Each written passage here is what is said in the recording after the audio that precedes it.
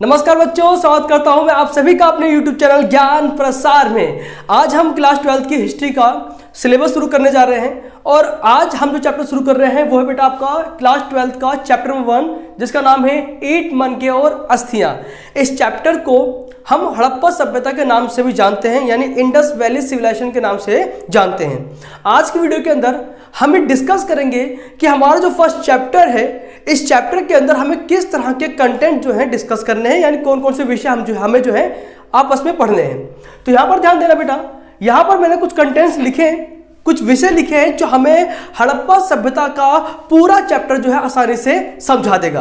यानी इन्हीं सब को जो है हमें चैप्टर में पढ़ना है। अगर हमने ये सारे कंटेंट डिस्कस कर लिए, समझ लो हमारा चैप्टर जो है इजिली जो है कंप्लीट हो जाएगा। जैसे यहाँ पर हमने जो पहला कंटेंट लिखा है वो क्या है, सिंधु घाटी सभ्यता की जानकारी के स्रोत। यानी हम जो चैप्टर की शुरुआत करेंगे वो शुरुआत कुछ ऐसे स्रोतों से करेंगे जो हमें हड़प्पा सभ्यता की जानकारी देते हैं, जिसके बेसिस पे हम इस चैप्टर को जानते हैं या समझते हैं। देन उसके बाद हम पढ़ेंगे कि सिंधु घाटी सभ्यता को हम हड़प्पा संस्कृति क्यों कहते हैं। हड़प्पा सभ्यता जो है, हम इसको जो है बेसिकली जो इसका नाम है वो है सिंधु घाटी सभ्यता, लेकिन हम लोग इस सभ्यता को यानी सिंधु घाटी सभ्यता को हड़प्पा सभ्यता या हड़प्पा संस्कृति भी कहते हैं। उसके पीछे क्या कारण है हम वो जानेंगे। देन क्या लिखा है, सिंधु घाटी सभ्यता का काल विभाजन, यानी जो सिंधु घाटी सभ्यता जो काफी लंबे समय तक हमारे भारत में विकसित थी या जमी हुई थी, उस सभ्यता को हम कितने भागों में बांट सकते हैं, हम ये भी समझेंगे। और समझेंगे कि जो शुरुआती हड़प्पा सभ्यता थी, यानी जो अर्ली इंडस वैली सिविलाइजेशन थी, वो किस तरह की थी, वहां पर किस तरह की सिचुएशन थी, लोग कैसे थे, कैसा उनका रहन पहचान था, हमें वो समझना है। देन वो लोग अपना जीवन निर्वाह यानी सब्सिस्टेंस किस तरह से करते थे, साथ में क्या हड़प्पा सभ्यता के अंदर यानी इंडस वैली सिविलाइजेशन के अंदर क्या एग्रीकल्चर टेक्नोलॉजी यानी क्या कृषि तकनीक थी, हमें वो भी पढ़ना है। देन हमें समझना है फिर मोहनजोदाड़ो के बारे में, एक ऐसा शहर जिसको हम क्या बोल रहे हैं बेटा, एक नियोजित नगर का नाम दे रहे हैं, यानी एक वेल प्लान सिटी का नाम हम उसको दे रहे हैं। देन उसके बाद हमें समझना है कि हड़प्पा सभ्यता की सामाजिक और आर्थिक भिन्नता क्या थी। क्या हड़प्पा सभ्यता के अंदर सामाजिक भिन्नता थी, क्या वहां पर आर्थिक भिन्नता थी, अगर थी तो हमें उसकी जानकारी कैसे प्राप्त हो रही है, हमें वो समझना है चैप्टर के अंदर। साथ में शिल्प उत्पादन के रूप में चनुदड़ो, यानी क्या वहां पर हड़प्पा सभ्यता के अंदर यानी इंडस वैली सिविलाइजेशन के अंदर क्या शिल्प उत्पादन था, क्या क्राफ्ट प्रोडक्शन था, तो हमारा आंसर है हाँ। क्यों? क्योंकि हमें उसी क्राफ्ट प्रोडक्शन के बेसिस पर किसको पढ़ना है बेटा, चनुदड़ो के बारे में पढ़ना है। यानी हड़प्पा सभ्यता के अंदर एक शहर है जिसका नाम है चनुदड़ो, जिसको हम शिल्प उत्पादन केंद्र के रूप में यानी क्राफ्ट प्रोडक्शन सेंटर के रूप में क्या बेटा जानते हैं, समझते हैं। तो हमें बस चैप्टर में यह जानना है कि इस चनुदड़ो को ही शिल्प उत्पादन का केंद्र क्यों कहा गया है। देन साथ में हमारे हड़प्पा सभ्यता का सब कॉन्टिनेंट यानी उपमहाद्वीप के साथ किस तरह के रिलेशन है, हमें वो भी पढ़ना है। देन इसके बाद हमें पढ़ना है कि हड़प्पा सभ्यता की जो लिपि है उसको रहस्यमय लिपि कहा गया है। क्यों कहा गया है, हमें वो समझना है। हड़प्पा सभ्यता के अंदर जो बाट यानी जो वेट्स होते हैं और साक्षरता जो होती है लिटरेसी, वो कैसी थी, हमें वो समझना है। फिर हमें समझना है कनिंघम के बारे में कि उसका इल्यूजन क्या था, भ्रम क्या था कनिंघम का, हमें वो जानना है। देन जॉन मार्शल के बारे में पढ़ना है, एक ऐसे आर्कियोलॉजिस्ट के बारे में जिसने बताया था हड़प्पा सभ्यता के बारे में, यानी इसी के थ्रू डिक्लेरेशन हुआ था कि भाई हमारे पास भी एक सभ्यता है जिसका नाम क्या है, हड़प्पा सभ्यता यानी इंडस वैली सिविलाइजेशन। देन उसके बाद हमें पढ़ना है कि हड़प्पा सभ्यता का पतन कैसे हुआ, पतन के क्या कारण थे। देन उत्तर हड़प्पा संस्कृति क्या थी, यानी हमें जो है हड़प्पा सभ्यता के डिक्लाइन के कॉजेस पढ़ने हैं। देन उसके बाद जो प्रोटो हड़प्पा है यानी जो लेट हड़प्पा है, उस लेट हड़प्पा के बारे में भी हमें पढ़ना है। देन साथ में हड़प्पा सभ्यता का शासक और प्रसाद वर्ग क्या था, यानी हमें प्राचीन राजतंत्र पढ़ना है बेटा हमारे देश का, कहां पर, हड़प्पा सभ्यता के अंदर। और R.E.M. व्हीलर के बारे में पढ़ना है, ये भी हमारे एक आर्कियोलॉजिस्ट है जिन्होंने नई टेक्नोलॉजी के थ्रू जो है कई सारे प्रश्नों का हल निकाला। तो हमें जानना है कि कनिंघम ने किस तरह के प्रश्नों का हल निकाला है। देन हड़प्पा सभ्यता की जो खोज हुई है उस खोजों का आप वर्गीकरण, क्लासिफिकेशन कैसे करोगे? यानी शुरुआत में आप किस सोर्सेस के बेसिस पे कहोगे कि ये शुरुआत की हड़प्पा सभ्यता थी, ये बाद की हड़प्पा सभ्यता थी, हमें ये जानना है। देन साथ में जो मोहर्स हैं यानी जो सील्स, कॉइन्स होते हैं बेटा, वो हमें हड़प्पा की धार्मिक जानकारी यानी रिलीजियस इंफॉर्मेशन देते हैं। किस बेसिस पे हम ये कह रहे हैं, हमें वो जानना है। साथ में हमें कई अदर आर्कियोलॉजिस्ट के बारे में भी पढ़ना है और उनकी जो बुक्स है उनके बारे में पढ़ना है, और चैप्टर की जो टाइमलाइन है यानी काल रेखा, हमें वो पढ़ना है। यानी देखा जाए तो चैप्टर के अंदर कंटेंट बहुत सारा है। इन सारे कंटेंट को अगर हम समझ लेते हैं, पूरा पढ़ लेते हैं, तो चैप्टर की हमें एक एक बारीकी समझ में आ जाएगी, और एग्जाम में किसी भी तरह का क्वेश्चन आ जाए इस चैप्टर से रिलेटेड, हम वो सारे क्वेश्चन इजीली अटेम्प्ट कर लेंगे और हमें डर नहीं रहेगा कि इस चैप्टर से कुछ भी आ जाए, हम सब कुछ कर लेंगे। यानी हमारा काम, यानी हमारा फोकस रहेगा हम सबका इन सारे कंटेंट को कंप्लीट करने का। जैसे हम इसको कंप्लीट करते हैं, ढंग से पढ़ते हैं, समझते हैं, तो सच बता रहा हूं भाई, आप लोग इस चैप्टर से रिलेटेड किसी भी क्वेश्चन को इजीली अटेम्प्ट करेंगे। हड़प्पा सभ्यता की सबसे विशिष्ट पुरावस्तु, सबसे विशिष्ट पुरावस्तु यानी हड़प्पा सभ्यता की एक ऐसी वस्तु के बारे में बताना है जो हमें हड़प्पा की सबसे अच्छी जानकारी भी देती हो, और वो जानकारी क्या है वो हमें यहां पढ़ना है। तो यहां शुरुआत हो रही भाई कि हड़प्पा सभ्यता की सबसे विशिष्ट पुरावस्तु क्या बेटा? मोहर यानी सील्स, जिसको हम कॉइन्स यानी सिक्के भी कहते हैं। ये जो हमारे मोहर है ये सेलखड़ी नामक पत्थर से बनते हैं। किससे बनते हैं भाई? आपके सेलखड़ी नामक पत्थर से। एक चीज याद रखना बेटा कि हड़प्पन सिविलाइजेशन के अंदर, या फिर कहा जाए कॉपर एज के अंदर, जो भी सिविलाइजेशन थी, हर सिविलाइजेशन किसी भी वस्तु को बनाने के लिए आपके मड्स या स्टोन्स का यूज किया करते थे, मृदाओं और पत्थरों का प्रयोग करते थे। इसलिए यहां पर बताया गया है कि जो मोहर है वो किससे बन रही बेटा? आपके सेलखड़ी नामक पत्थर से क्या बेटा? मोहरों को बनाया जा रहा है। साथ में क्या बोला गया कि इन मोहरों पर जानवरों के चित्र प्राप्त हुए हैं और साथ में लिपि के चिन्ह भी प्राप्त हुए हैं। तो यहां पर एक बात याद रखना भाई, हमने क्या बोला यहां पर कि मोहर से क्या मिले बेटा? हमें जानवरों के चित्र मिले। तो जानवरों के चित्र के मिलने का मतलब है कि कहीं ना कहीं उन मोहरों पर जो चित्र है जानवर के, वो शायद वो जानवर थे जिनका यूज या जिनका प्रयोग आपके हड़प्पन सिविलाइजेशन के अंदर होता था, या फिर जिन जानवरों का महत्व जो था हड़प्पन सिविलाइजेशन के अंदर, उन्हीं जानवरों को जो है मोहरों पर दर्शाया गया है चित्रों के माध्यम से। लेकिन साथ साथ में क्या बोला गया? वहां पर लिपि के चिन्ह भी हैं, यानी हमें स्क्रिप्ट के सिंबल्स भी मिले हैं। बट हम हड़प्पन सिविलाइजेशन की यानी हड़प्पा सभ्यता की स्क्रिप्ट को यानी लिपि को समझ नहीं पाए हैं अभी तक। तो यहां पर हमने एक छोटा सा कॉन्सेप्ट पढ़ा, वो क्या था? हड़प्पा सभ्यता की सबसे विशिष्ट पुरावस्तु। तो उसका नाम क्या बेटा? मोहर यानी सील्स। ये किससे बन रहे बेटा? आपके सेलखड़ी नामक पत्थर से बन रहे हैं। इन मोहरों पर हमें जानवरों के चित्र प्राप्त हुए हैं और लिपि के चिन्ह भी क्या बेटा? प्राप्त हुए हैं।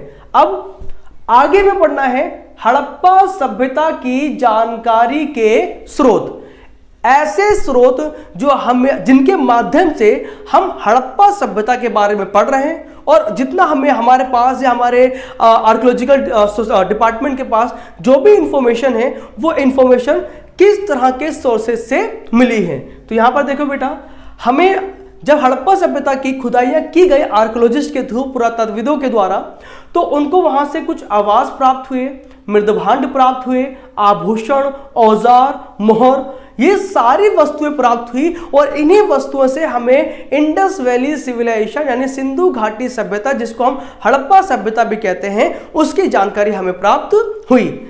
लेकिन इन सारे स्रोतों के अलावा हमें कुछ रिटन सोर्सेस यानी लिखित स्रोत भी प्राप्त हुए हैं। लिखित स्रोत भी क्या भाई? प्राप्त हुए हैं। लेकिन जो भी हमें लिखित स्रोत प्राप्त हुए हैं, उन लिखित स्रोतों के अंदर जो भी लिपि प्रयोग हुई है, वो हमने बताया कि हम उस लिपि को समझ ही नहीं पाए हैं। इसीलिए वो हमें जो भी लिखित स्रोत प्राप्त हुए हैं, उससे हमें किसी भी तरह की जानकारी प्राप्त नहीं होती। यहां पर मैंने यहां पर अभिलेख यानी इंस्क्रिप्शन लिखा हुआ भाई। अभिलेख भी उन्हीं स्रोतों में आता है जो हमें हड़प्पा सभ्यता से मिले तो हैं, लेकिन हमें जो है उससे किसी भी तरह की जानकारी प्राप्त नहीं हुई है, यानी अभिलेख हमें किसी भी तरह की जानकारी नहीं दे पा रहा है जो हमें हड़प्पा की खुदाइयों से प्राप्त हुए हैं।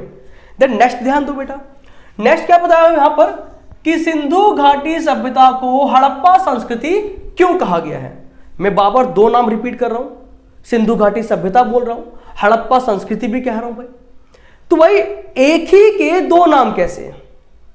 ध्यान दो कि ये सिविलाइजेशन जो हम डिस्कस कर रहे हैं, जो पढ़ रहे हैं चैप्टर के अंदर, वो इंडस वैली के पास प्राप्त हुई है, इसलिए उसका नाम इंडस वैली सिविलाइजेशन है। सिंधु घाटी के पास प्राप्त हुई है, इसीलिए इसका नाम क्या है बेटा? सिंधु घाटी सभ्यता है। लेकिन इस सभ्यता के हमें जो भी सोर्सेस मिले हैं, जो भी हमें अवशेष मिले हैं, जो एविडेंस मिले हैं बेटा हमें, वो अधिक मात्रा में कहां से मिले बेटा? हड़प्पा नामक नगर से। कहां से बेटा? हड़प्पा नामक नगर से। तो मे भी शायद ऐसा लगा होगा आर्कियोलॉजिस्ट को कि हमारा ये जो हड़प्पा है, जहां से अधिक मात्रा में हमें स्रोत मिल रहे हैं, चाहे वो आवास के हो, मृदभांड के हो, औजार के हो, मनके के हो, आपके बाटों के हो, ये सारे जो हमें मिल रहे हैं अवशेष, अगर वो अधिक मात्रा में हड़प्पा में मिल रहे हैं तो इट मीन्स मे भी शायद वो जो हड़प्पा है वो उस सिविलाइजेशन का, वो सभ्यता का केंद्र रहा होगा, सेंटर रहा होगा, जिसके बेसिस पे जो है हमने आपके हड़प्पा नगर को, क्या हड़प्पा नगर के नाम से इस सिंधु घाटी सभ्यता का नाम रख दिया हड़प्पा संस्कृति। क्या नाम रख दिया भाई? हड़प्पा संस्कृति। ठीक भाई, हमें जो भी इस संस्कृति के अवशेष मिले हैं वो कहां से मिले बेटा? अफगानिस्तान, पाकिस्तान के अंदर जो बलूचिस्तान है, साथ में जो जम्मू वाला पोर्शन है, और आपके गुजरात, ये वो इलाके हैं जहां से हमें अवशेष ज्यादा मिले हैं। यहीं से ही हमें शुरुआती अवशेष मिले और इन्हीं क्षेत्रों से ही हमें मालूम पड़ा कि भारत में भी क्या थी? एक सभ्यता थी। देन आगे ध्यान दो, आगे टॉपिक जो लिखा है बेटा वो है हड़प्पा सभ्यता का काल वर्गीकरण। यानी जो हड़प्पा सभ्यता जितने भी समय तक रही थी, 10 साल, 2 साल, 3 साल, 1000 साल, 1500 साल, अप्रोक्सीमेट कहते हैं लगभग ये सभ्यता 1500 साल तक रही थी, यानी 1500 वर्षों तक रही थी। और इन 1500 वर्षों के अंदर हड़प्पा के अलग अलग रूप देखने को मिले हैं, यानी सिंधु घाटी सभ्यता के अलग अलग रूप देखने को मिले हैं। वो हमें यहां समझना है कि वो जो अलग रूप मिले हैं वो क्या थे। ध्यान दो, हमने यहां पर इसको 3 भागों में बांट रखा है बेटा। ध्यान दो, आरंभिक सभ्यता यानी अर्ली सिविलाइजेशन, विकसित सभ्यता डेवलप्ड सिविलाइजेशन, उत्तर हड़प्पा यानी लेट हड़प्पा। अब ध्यान दो, इन तीनों का समय क्या है? आरंभिक यानी अर्ली सिविलाइजेशन जो है बेटा वो 3200 ईसा पूर्व से लेकर 2600 ईसा पूर्व है। विकसित सभ्यता 2600 ईसा पूर्व से लेकर 1900 ईसा पूर्व के बीच में पाई गई है। उत्तर हड़प्पा 1900 ईसा पूर्व से 1500 ईसा पूर्व के बीच में क्या बेटा पाई गई है। तो ये था हड़प्पा का समय। अर्ली सिविलाइजेशन यानी आरंभिक जो शुरुआती जो हड़प्पा सभ्यता थी, जो शुरुआत का हड़प्पा सभ्यता का जो रूप था वो किस काल के अंदर दिखाई दिया बेटा? 3200 ईसा पूर्व से 2600। देन 2600 से 1900 ईसा पूर्व हमने क्या बोल दिया? विकसित हड़प्पा सभ्यता। 1900 ईसा पूर्व से लेकर 1500 ईसा पूर्व को हमने क्या नाम दिया? उत्तर हड़प्पा। यानी वो सभ्यता, ये वाला समय जो है ये उस सभ्यता को दिखाता है जब हड़प्पा सभ्यता अपने पतन की ओर चल रही थी, यानी जब उसका डिक्लाइन हो रहा था। उस समय को हमने नाम दिया है उत्तर हड़प्पा यानी लेट हड़प्पा। ठीक है, यहां तक कोई दिक्कत है? आराम से इसको पढ़ना है। अब हम इसके आगे बढ़ते हैं। आगे बढ़ने से पहले ध्यान दो, हमने यहां पर 4 टॉपिक डिस्कस किए। पहला कौन सा? कि हड़प्पा की सबसे विशिष्ट पुरावस्तु कौन सी है? विशिष्ट पुरावस्तु कौन सी है? देन उसकी जानकारी के स्रोत क्या है? उसके बाद हमने क्या पढ़ा कि सिंधु घाटी सभ्यता को हड़प्पा संस्कृति क्यों कहते हैं? हड़प्पा सभ्यता का जो काल है वो काल वर्गीकरण कैसा है, यानी किस काल को हम विकसित कहेंगे, किसको हम शुरुआती हड़प्पा सभ्यता कहेंगे, किसको हम कहेंगे कि भाई वहां पर आपका पतन हो गया था, यानी हड़प्पा का पतन हो गया था। वो ये 3 टाइम पीरियड्स हैं। ध्यान देना, जो हमने काल बनाया था, जो विभाजन किया था, जिसके अंदर हमने क्या पढ़ा था भाई? आरंभिक हड़प्पा सभ्यता, विकसित हड़प्पा सभ्यता और उत्तर हड़प्पा। उसमें से अब हम शुरू करेंगे बेटा आरंभिक हड़प्पा सभ्यता। आरंभिक हड़प्पा सभ्यता क्या है और हम किस आधार पर, या फिर ऐसे क्या है जिसके आधार पर हम पहचान सके कि ये आपके आरंभिक हड़प्पा सभ्यता की विशेषता है। यानी आरंभिक हड़प्पा सभ्यता की पहचान किसे बोला गया, ध्यान देना। इस सभ्यता की पहचान किससे होती है बेटा, मृदभांड शैली से। ध्यान रखना बेटा कि हड़प्पा सभ्यता की सबसे बड़ी जो आरंभिक हड़प्पा सभ्यता की जो सबसे बड़ी पहचान है वो पहचान क्या है कि यहाँ पर क्या बेटा, मृदभांड शैली है।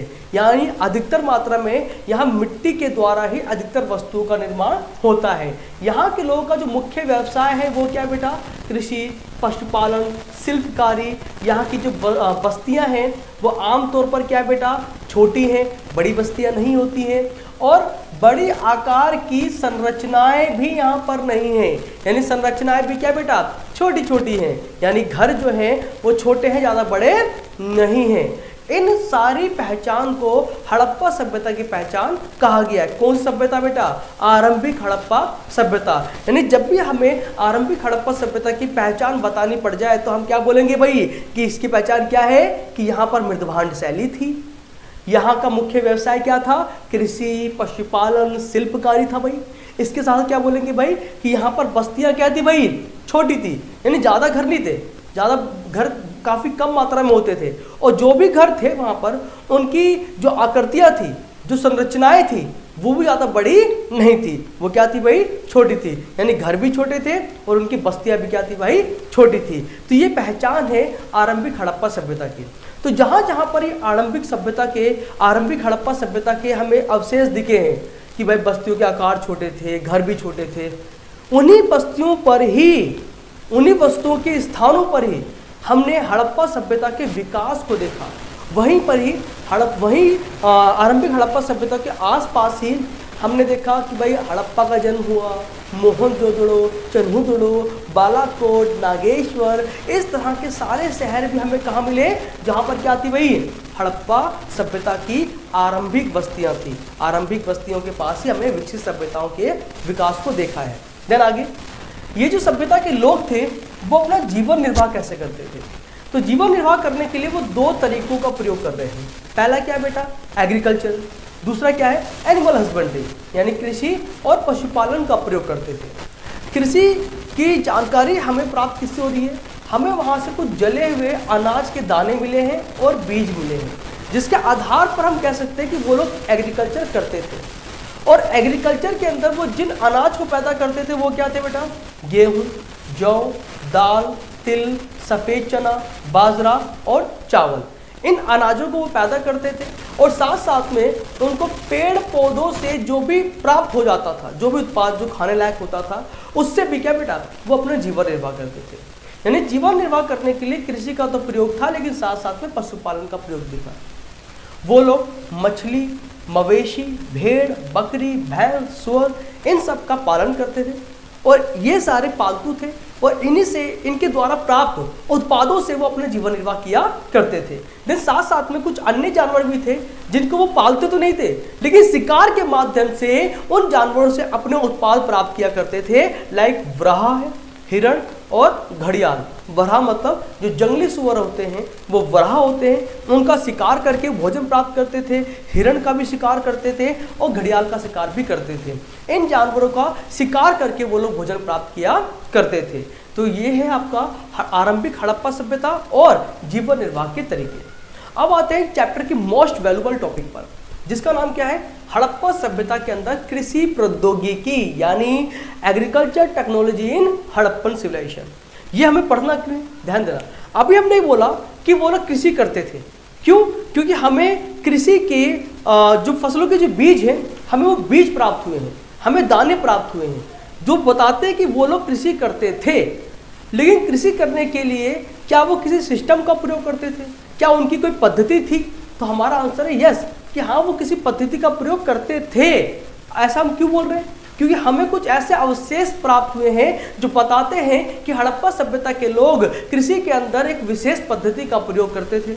अब वो अवशेष क्या है, वो प्रमाण क्या है जो बताते हैं कि हड़प्पन्स जो थे, यानी हड़प्पा वासी जो थे भाई, वो कृषि प्रौद्योगिकी का प्रयोग करते थे। अब ध्यान दो, यहाँ पर लिखा बेटा हमने कि मोहरों पर वृषभ के चित्र प्राप्त हुए हैं। किस पे बेटा, मोहरों पर। मोहरे मतलब सील्स, कॉइन्स। हमें वहां पर क्या बेटा, वृषभ के चित्र प्राप्त हुए। वृषभ मतलब आपके बैल, बैलों के उस चिन्ह प्राप्त हुए हैं जो दर्शाते हैं कि शायद वो खेती करने के लिए, खेतों को जोतने के लिए बैलों का प्रयोग करते थे, यानी वो एक पद्धति का प्रयोग कर रहे हैं। सेकेंडली, हमें वहां पर कुछ मिट्टी के बने हुए हल प्राप्त हुए हैं। कहां से?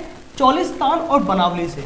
ये हल हमें दिखाते हैं कि वहां पर एग्रीकल्चर को या कृषि का एक पद्धति के तौर पर प्रयोग किया जाता था। साथ में हमें कालीबंगन से जुते हुए खेत प्राप्त हुए हैं और इसी स्थान से हमें हल रेखाओं के दो समूह प्राप्त हुए हैं जो एक दूसरे को समकोण पर काट रहे हैं, जो दर्शाते हैं कि हड़प्पन जो थे, हड़प्पावासी जो थे भाई, वो एक साथ दो फसलों का उत्पादन भी करते थे। तो यानी वहां पर सच में एग्रीकल्चर टेक्नोलॉजी थी, एग्रीकल्चर करने का सिस्टम था। वो लोग जानते थे कि हम एक साथ दो फसलें भी उगा सकते हैं और उसी सिस्टम को हम आज फॉलो कर रहे हैं। आज एग्रीकल्चर का या कृषि के अंदर जो हमारी फसलें होती हैं, फसलों को बढ़ाने के लिए हम एक साथ दो फसलों को भी पैदा करते हैं या फिर एक साल एक ही खेत से हम दो से अधिक फसलें पैदा करते हैं, जिसको हम आज क्या बोलते हैं? मल्टीपल क्रॉपिंग कहते हैं। उसी तरह की क्रॉपिंग हमें कहाँ मिल रही है बेटा? हड़प्पा के अंदर मिल रही है। साथ में फसलों की कटाई के लिए वो औजारों का प्रयोग भी करते थे। औजार किससे बनाएंगे भाई? आपको बताया गया है कि अधिकतर वस्तुओं का निर्माण मिट्टी और पत्थरों से होता था। तो अगर हल बनेगा, औजार बनेंगे तो किससे बनेंगे? पत्थर या मिट्टी से। तो कहा गया कि वहां पर लकड़ी का एक हत्था होता था और उस हत्थे पर जो फलक लगता था, वो फलक किससे बन रहा है भाई? पत्थर से बन रहा है, धातु का नहीं है। आज तो धातु का बनता है, लेकिन पहले क्या थे भाई? फलक को पत्थर से बनाया जाता था और उस पर हत्था लकड़ी का ही लगता था। सेकेंडली कहा गया कि हड़प्पन एरियाज के अंदर जो है अधिकतर जो क्षेत्र थे वो अर्ध शुष्क यानी सेमी एरिड थे, जहां पर नमी काफी कम थी। तो खेती करने के लिए, नमी की पूर्ति करने के लिए वहां पर सिंचाई करनी पड़ती थी, यानी वो सिंचाई करना भी जानते थे। साथ में सोत घुई से हमें नहर के चिन्ह प्राप्त हुए हैं, जो दिखाते हैं कि वो एग्रीकल्चर में यानी खेती के अंदर नहरों का प्रयोग भी करते थे। सिंचाई के लिए कुएं के जल का प्रयोग भी करते थे हड़प्पावासी। और हम ये भी कहते हैं बेटा कि हमें धोलावीरा से कुछ ऐसे अवशेष प्राप्त हुए हैं जो जलाशयों के साक्ष्य हैं। किसके बेटा? जलाशयों। तो इन सारे उदाहरणों से, इन सारे साक्ष्यों से हमें यह मालूम पड़ रहा है भाई कि हड़प्पावासी कृषि पद्धति का प्रयोग करते थे। तो हमें यहाँ पर काफ़ी ये पढ़ते हुए काफ़ी लग रहा होगा इजी सा है भाई, इसमें है क्या? हल का प्रयोग तो होता था, औजार का प्रयोग तो होता ही था, आज भी हम करते हैं। लेकिन सोचो आज हमारे लिए वो सारी चीज़ें क्या भाई नहीं है, लेकिन 5000 साल पहले कृषि के अंदर बैल का प्रयोग करना कोई आम बात नहीं थी। वहां पर सिंचाई की समझ का होना कोई आम बात नहीं थी। जलाशयों का प्रयोग करना ये कोई आम बात नहीं है। ये सब आम बात आज के लिए है, लेकिन उस समय सब आम बातें नहीं थी। तो इसका मतलब तो यही हुआ कि सच में जो हड़प्पन्स थे, हड़प्पावासी जो थे वो काफ़ी ज़्यादा डेवलप्ड थे और उन्होंने एक सही तरीके से कृषि पद्धति का जो है प्रयोग किया था। समझेंगे हड़प्पन सिविलाइजेशन के अंदर यानी हड़प्पा सभ्यता में एक शहर है जिसका नाम क्या बेटा? मोहनजोदाड़ो। क्या नाम है इसका बेटा? मोहनजोदाड़ो। और इस मोहनजोदाड़ो नामक शहर को हमने एक नियोजित शहर कहा है। क्या बोला आपने इसको बेटा? एक नियोजित शहर, यानी एक ऐसा शहर जिसको प्लानिंग के थ्रू क्या बेटा बनाया गया था। इसलिए आर्कियोलॉजिस्ट के थ्रू जो है आपके मोहनजोदाड़ो नामक शहर को एक वेल प्लान सिटी कहा जाता है, यानी एक नियोजित शहर कहा जाता है। तो क्वेश्चन उठता है कि ऐसा क्यों कहा गया? अब ध्यान देना बेटा, कहा गया है कि हड़प्पा सभ्यता का सबसे अनूठा पहलू क्या था बेटा? उसका शहरी केंद्र, यानी इसकी सबसे बड़ी विशेषता थी हड़प्पा सभ्यता की कि उसका शहरी केंद्र बहुत ज्यादा डेवलप्ड था, बहुत ज्यादा वेल प्लान्ड था। ध्यान देना, कहा गया कि मोहनजोदाड़ो की जो पूरी की पूरी बस्ती थी भाई, उसको दो भागों में बांट दिया गया था। एक था निचला शहर, दूसरा क्या था बेटा? दुर्ग शहर। मोहनजोदाड़ो, जिसको हमने एक वेल प्लान्ड सिटी कहा है, एक नियोजित शहर कहा है, उसको हमने दो भागों में बांट दिया बेटा। एक क्या भाई, निचला शहर, दूसरा क्या बेटा, दुर्ग शहर। तो एक एक करके हम इन दोनों शहरों को पढ़ेंगे कि निचला शहर क्या था, इसमें किस तरह के लोग रहते थे, दुर्ग शहर क्या था, इसमें किस तरह के लोग रहते थे, हम वो समझेंगे। तो शुरुआत करते किससे बेटा, आपके निचले शहर से। शुरुआत करेंगे किससे भाई, आपके निचले शहर से। कहा गया कि निचला शहर क्या था बेटा, निचला शहर का जो भाग था वो बहुत ज्यादा था, यानी काफी बड़े पैमाने पर क्या बेटा, यह शहर फैला हुआ था। लेकिन इस शहर को नीचे बनाया गया था। नीचे मतलब जो ये मोहनजोदाड़ो शहर था ना भाई, वहां पर जो भी स्थलाकृति थी, उस स्थलाकृति के ऊपरी हिस्से पर दुर्ग शहर बनाए जाते थे और निचले शहर पर निचला शहर बनाया जाता था। यानी ऊंचाई पर मिलेगा दुर्ग शहर और नीचे इलाकों में मिलेगा बेटा आपका निचला शहर। यहां पर अब हम समझेंगे कि निचला शहर हो या दुर्ग शहर हो, हम क्यों इसको एक नियोजित शहर कह रहे हैं। उसके पीछे रीजन क्या है, रीजन ये है कि निचले शहर के अंदर जितने भी आवास थे, आवास मतलब जितने भी घर थे, उन घरों को चारों दीवार से, उन घरों को दीवारों से क्या बेटा, घेर कर रखा जाता था। दीवारों से घेर कर रखा जाता था। और घरों को बनाने से पहले, यानी भवन निर्माण से पहले जो है ना भाई, पहले चबूतरा बनाया जाता था जो एक नींव का काम करता था। आप ध्यान दो, आप जब आपका घर या गली मोहल्ले के अंदर किसी का जब घर बनता है तो घर बनाने से पहले वो एक नींव डालता है। नींव के बाद जो है हम देखते हैं चारों तरफ जो पिलर लगे होते हैं, उन्हीं पिलर के ऊपर क्या लगा होता है बेटा, हमारी छत, यानी एक लेंटर पड़ता है जो घर को मजबूती देता है। ये आज की इंजीनियरिंग है। उसी तरह से हड़प्पन सिविलाइजेशन के अंदर भी जो हमारे भवन होते थे, उन भवनों को बनाने से पहले नीचे एक चबूतरा बनाया जाता था। जब वो चबूतरा बन जाया करता था तब जाके क्या बेटा, दीवारें खड़ी होती थी। यानी बाकी सारा कार्य कब होता था भाई, जब चबूतरा बन जाता था। चबूतरे के निर्माण के बाद ही हम देखते हैं बाकी आगे का सारा काम होता था। कहते हैं कि ये लोग बस्ती का पहले नियोजन करते थे, फिर उसके अनुसार कार्य करते थे। गौर करना, क्या बोला गया कि ये लोग जो थे, यानी जो हड़प्पन सिविलाइजेशन के जो भी लोग थे, यानी जो आपके हड़प्पा वासी थे, पहले ये लोग घर को बनाने से पहले उसका नियोजन करते थे, यानी पहले प्लानिंग करते थे, उसके बाद घर बनाते थे। मतलब क्या भाई, अगर आज हमें अपना घर बनाना है तो हम पहले प्लानिंग करेंगे ना कि हमें 2 फ्लोर का घर बनाना है या 3 फ्लोर का बनाना है।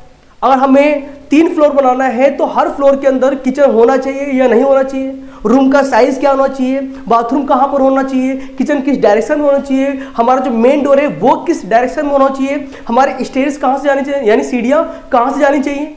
ये सारी प्लानिंग हम भी तो करते हैं, तब जाकर एक घर बनता है।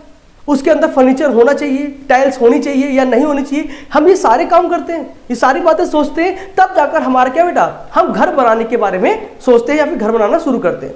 उसी तरह से हड़प्पन सिविलाइजेशन के जो लोग थे या फिर कहा जाए मोहनजोदाड़ो के जो लोग थे, वो भी अपना घर बनाने से पहले उसका नियोजन करते थे। नियोजन यानी प्लानिंग करते थे। प्लानिंग करने के बाद बाकी का सारा कार्य होता था।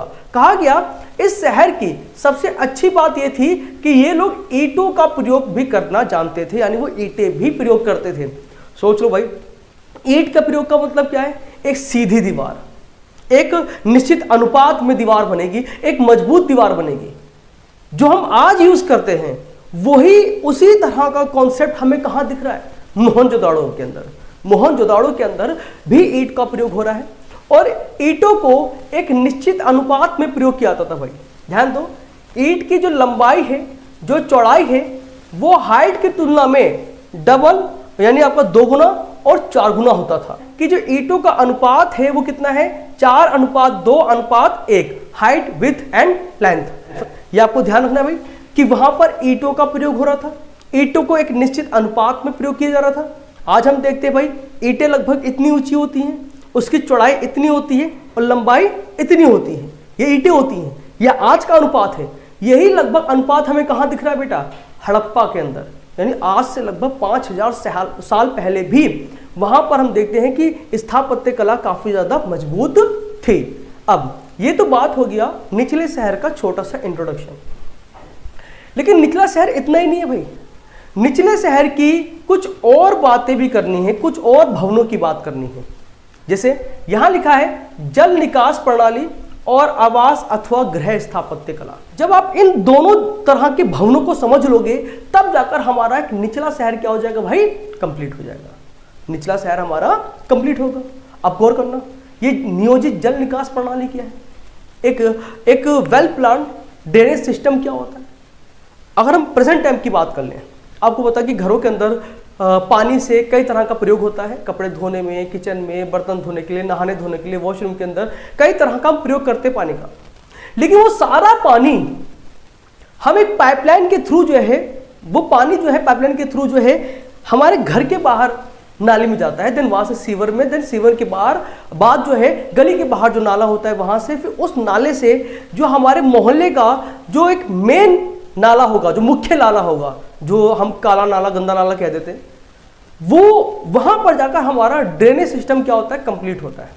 यानी घर से पाइप से गली के बाहर जो नाली बनी है वहां पर, नाली से गटर में, गटर के बाद हम देखते हैं मुख्य नाली में जो गली के बाहर है, उसके बाद आपका मुख्य नाला जो मोहल्ले का होता है। उसी तरह से हड़प्पा वासी ने भी, हड़प्पा के अंदर या मोहनजोदाड़ो के अंदर में देखने को मिलता है भाई कि इन लोगों ने भी एक परफेक्ट ड्रेनेज सिस्टम का यूज कर रखा था। ड्रेनेज सिस्टम के अलावा हम ये देखते हैं भाई, परफेक्ट ड्रेनेज सिस्टम क्यों बोल रहे हैं कि जिस तरह का ड्रेनेज सिस्टम हम लोग फॉलो करते हैं भाई, सेम इनके पास भी था। उन्होंने भी घर के किनारों पर जो दीवारें होती ना, दीवारों की साइड क्या बेटा नालियां बना रखी थी, यानी पाइपलाइन टाइप का, प्लास्टिक तो नहीं थी लेकिन दीवारों के पास एक गड्ढे से कर रखे थे जो नाली की तरह थे।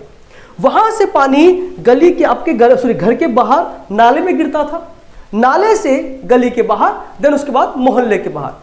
यानी इनका भी एक सिस्टम था। कहा गया है कि ये लोग अपना मोहल्ला यानी जब घर बनाते थे उसको इस तरह प्लान करते थे, इस तरह उसका नियोजन करते थे कि गलियां आपस में एक दूसरे को चौकोर पे काटती थी। दो गली यहां से आ रही है, दो गली यहां से आ रही है, बीच में क्या बेटा एक चौकोर बन गया ना भाई। इस तरह के सिस्टम को हमने ग्रिड सिस्टम कहा है, ग्रिड पद्धति कहा है, जहां पर गलियां एक दूसरे को समकोण पर आकर काटती हैं। और यह हमें कहां देखने को मिल रहा है भाई, मोहनजोदाड़ो के अंदर, वहां के शहरों के अंदर। कहते हैं कि अर्नेस्ट मैके एक ऐसे आर्कियोलॉजिस्ट हैं जिन्होंने बताया था कि मोहनजोदाड़ो या हड़प्पा के अंदर जो गलियां हैं वो एक दूसरे को समकोण पे काटती है, और इस तरह की पद्धति को उनके द्वारा और अदर आर्कियोलॉजिस्ट के थ्रू जो है नाम दिया गया था ग्रिड सिस्टम, यानी आपका ग्रिड पद्धति का नाम दिया गया था। तो वहां पर नालियां भी एक वेल प्लान्ड है, गलियां भी अच्छी खासी बनी है, वो नालियों को ढककर भी रखते थे। आज हम लोग बोलते हैं कि नालियों को ढककर रखना जरूरी है क्योंकि उससे बीमारियां फैलती है, मच्छर निकलते हैं। वही भाई उसी तरह की मेंटेलिटी हड़प्पन्स की भी थी, हड़प्पा वासियों की भी थी। उन्होंने चूने पत्थर से बने हुए एक बड़ी सी सिल्लियों को नालियों पर ढका था ताकि बीमारियों से बच सके। तो ये इस तरह से उनका ड्रेनेज सिस्टम था हड़प्पा वासियों का। ये ध्यान रखना भाई, ये उनका ड्रेनेज सिस्टम था। अब कहां पर आना बेटा हम लोगों को, आवास अथवा गृह स्थापत्य पे। आवास अथवा गृह स्थापत्य। अभी आवास अथवा गृह स्थापत्य क्या, सिंपल वर्ड में 2-3 लाइन कहूंगा, ज्यादा बड़ी बात नहीं करूंगा, ज्यादा बातें नहीं करेंगे इसमें, थोड़ा सा कॉन्सेप्ट लेना है कि वहां पर जो घर थे ना भाई, वो घर आंगन केंद्रित थे। ध्यान रखना बेटा, क्या बोल रहा हूं भाई मैं, आंगन केंद्रित थे। आंगन केंद्रित क्यों बोल रहा हूं, इसलिए कह रहे भाई कि जब उनका द्वार खुलता था, यानी जो उनका मुख्य दरवाजा था, दरवाजा खुलते ही पहले सामने आंगन नजर आता है, और आंगन के चारों तरफ क्या बेटा कमरे बने होते हैं, और हर कमरे का अपना एक महत्व होता है। किसी के अंदर आपका रसोई घर है, कहीं पर स्नान घर है, कहीं पर आपका मेहमानों का एक घर होता है जिसे हम गेस्ट रूम कहते हैं, और हर घर के अंदर कम से कम एक कमरा ऐसा होता था जहां पर कुएं बने होते थे। ध्यान दो बेटा, क्या बोल रहा हूं भाई कि मोहनजोदाड़ो के अंदर हर घर के अंदर एक कमरा ऐसा होता था जहां पर कुआं बना होता था, और कुआं वहां बना होता था जो घर का मुख्य दरवाजा है, उस मुख्य दरवाजे के बाहर जो कमरा है वहां पर उस कुएं को बनाया जाता था ताकि आने वाले जो राहगीर हैं उनको भी उस कुएं से पानी प्राप्त हो सके। और इसी आधार पर हमारे जो आर्कियोलॉजिस्ट थे, हमारे जो पुरातात्विक हैं, जब उन्होंने पूरे हड़प्पन रीजन्स पर यानी हड़प्पा स्थलों पर जब खुदाइयां की तो उनको लगभग मोहनजोदाड़ो से ही लगभग 700 कुएं प्राप्त हुए हैं। 700 वेल्स यानी 700 कुएं प्राप्त हुए हैं। किसको बेटा? हमारे आर्कियोलॉजिस्ट को। यानी कुओं को भी इन लोगों ने महत्व दिया है। घर के अंदर, घर की दीवार के साइड आपके कुएं को बनाया गया है। ये लोग गोपनीयता को भी बढ़ावा देते थे। ऐसा क्यों बोला गया?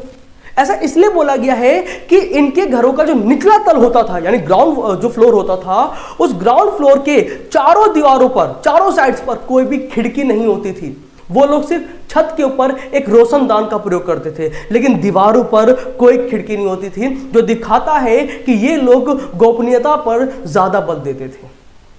हमारे हड़प्पन या भी कहा जाए मोहनजोदड़ो। तो इस तरह से आपने अभी तक जो भी सुना गृह स्थापत्य के बारे में कि इनका स्ट्रक्चर कैसा था। चारों तरफ से दीवारें बनी हुई हैं, बीच में आंगन है, दीवार के अंदर कोई खिड़की नहीं है, आंगन के चारों तरफ क्या भाई कमरे हैं, एक कमरा जो दरवाजे के नजदीक है वहां पर क्या बना हुआ है? कुआं बना हुआ है। तो कहीं ना कहीं ये सारी प्लानिंग के थ्रू सब कुछ होता है। इसी प्लानिंग के बेसिस पर हमने आपके मोहनजोदड़ो को एक नियोजित शहरी केंद्र का नाम दिया है, एक नियोजित शहरी केंद्र। चलो बेटा, अब ये तो बात हो गई मोहनजोदड़ो के निचले शहर की। अब बात कर लेते हैं मोहनजोदड़ो के दुर्ग शहर की। इसके अंदर भी कुछ बातें कॉमन हैं जो लगभग निचले शहर की तरह ही हैं। कहा गया कि दुर्ग शहर को बनाने से दुर्ग शहर क्या था बेटा? एक छोटा भाग है, लेकिन इसको शहर के ऊपरी हिस्से पे क्या बेटा बनाया गया है। इसको भी चारों तरफ से दीवार से घेरा जाता था, जो एक तरह से किला की भांति लगता था, किले की तरह लगता था। कहा गया कि यहां भी भवन निर्माण का कार्य चबूतरा बनने के बाद होता था। यानी पहले क्या बनेगा भाई? चबूतरा बनेगा। चबूतरा बनने के बाद क्या होगा भाई? हमारा अगला कार्य हमें देखने को मिलेगा, मतलब दीवारें बनाना, फिर उसके बाद कमरे बनाना। ये सब तब होगा जब क्या बनेगा भाई? चबूतरा बनेगा।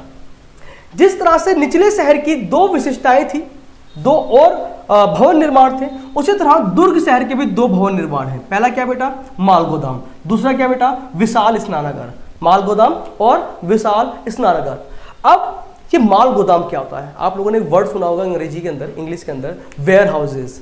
ये वेयर हाउसेज क्या होते हैं? जहां पर किसी भी तरह की वस्तुओं के सामान को क्या बेटा स्टोर करके रखा जाता है। और मैंने क्या बोला कि दुर्ग शहर क्या एक छोटा सा भाग है। दुर्ग शहर के ऊंचे स्थान पर बन रहा है, जो एक किले की तरह लग रहा है। तो शायद ये ऐसे शहर थे जहां पर राजा महाराजा वगैरह रहा करते थे, या फिर कहा जाए हड़प्पा वासी के प्रसाद लोग रहा करते थे, और साथ साथ में पुरोहित भी रहा करते थे इन दुर्ग शहरों के अंदर। वहीं पर ही क्या बना है बेटा? माल गोदाम। माल गोदाम के अंदर शायद जो आपके हड़प्पा वासी के प्रसाद शासक थे, वो लोग भविष्य में आने वाली समस्या से बचने के लिए इन माल गोदामों के अंदर अनाज को इकट्ठा करके रखा करते होंगे, ताकि अगर कोई आपदा आई, सूखा पड़ गया, कुछ बढ़ गया, तो उस स्टोर किए हुए अनाज से अपनी भूख को मिटा सकते थे। देन आगे क्या बेटा? विशाल स्नानागार। अब विशाल स्नानागार यानी द ग्रेट बाथ। कहते हैं कि हड़प्पा के अंदर लगभग हर शहरों के अंदर आपको विशाल स्नानागार दिखा है, लेकिन मोहनजोदड़ो के अंदर, बट हम देखते बेटा कि मोहनजोदड़ो के अंदर जो विशाल स्नानागार मिला है, जो विशाल स्नानागार मिला है भाई, ये पूरे हड़प्पा के अंदर सबसे बड़ा विशाल स्नानागार है, सबसे बड़ा स्नानागार। इस स्नानागार का प्रयोग हड़प्पा वासी धार्मिक अवसरों पे किया करते थे। जिस तरह हम कहते थे भाई, हो सकता है कि शायद धार्मिक अवसरों पर वो जब पूजा पाठ के लिए आते थे तो वहां पर स्नान करते होंगे पूजा से पहले, और इस स्नानागार के अंदर भी जहां पर पानी है भाई, उस पानी के चारों तरफ क्या बेटा कुछ कमरे बने हुए, में भी शायद वो चेंजिंग रूम होंगे। तो हड़प्पा के अंदर इन विशाल स्नानागारों का भी महत्व था। इस स्नानागार का जो भवन निर्माण कला है वो इतनी ज्यादा मजबूत थी कि आज भी प्रेजेंट टाइम में अगर आप पाकिस्तान जाओगे, मोहनजोदड़ो नामक शहर में जाओगे, तो आपको ये विशाल स्नानागार आज भी वहां पर मिलेगा।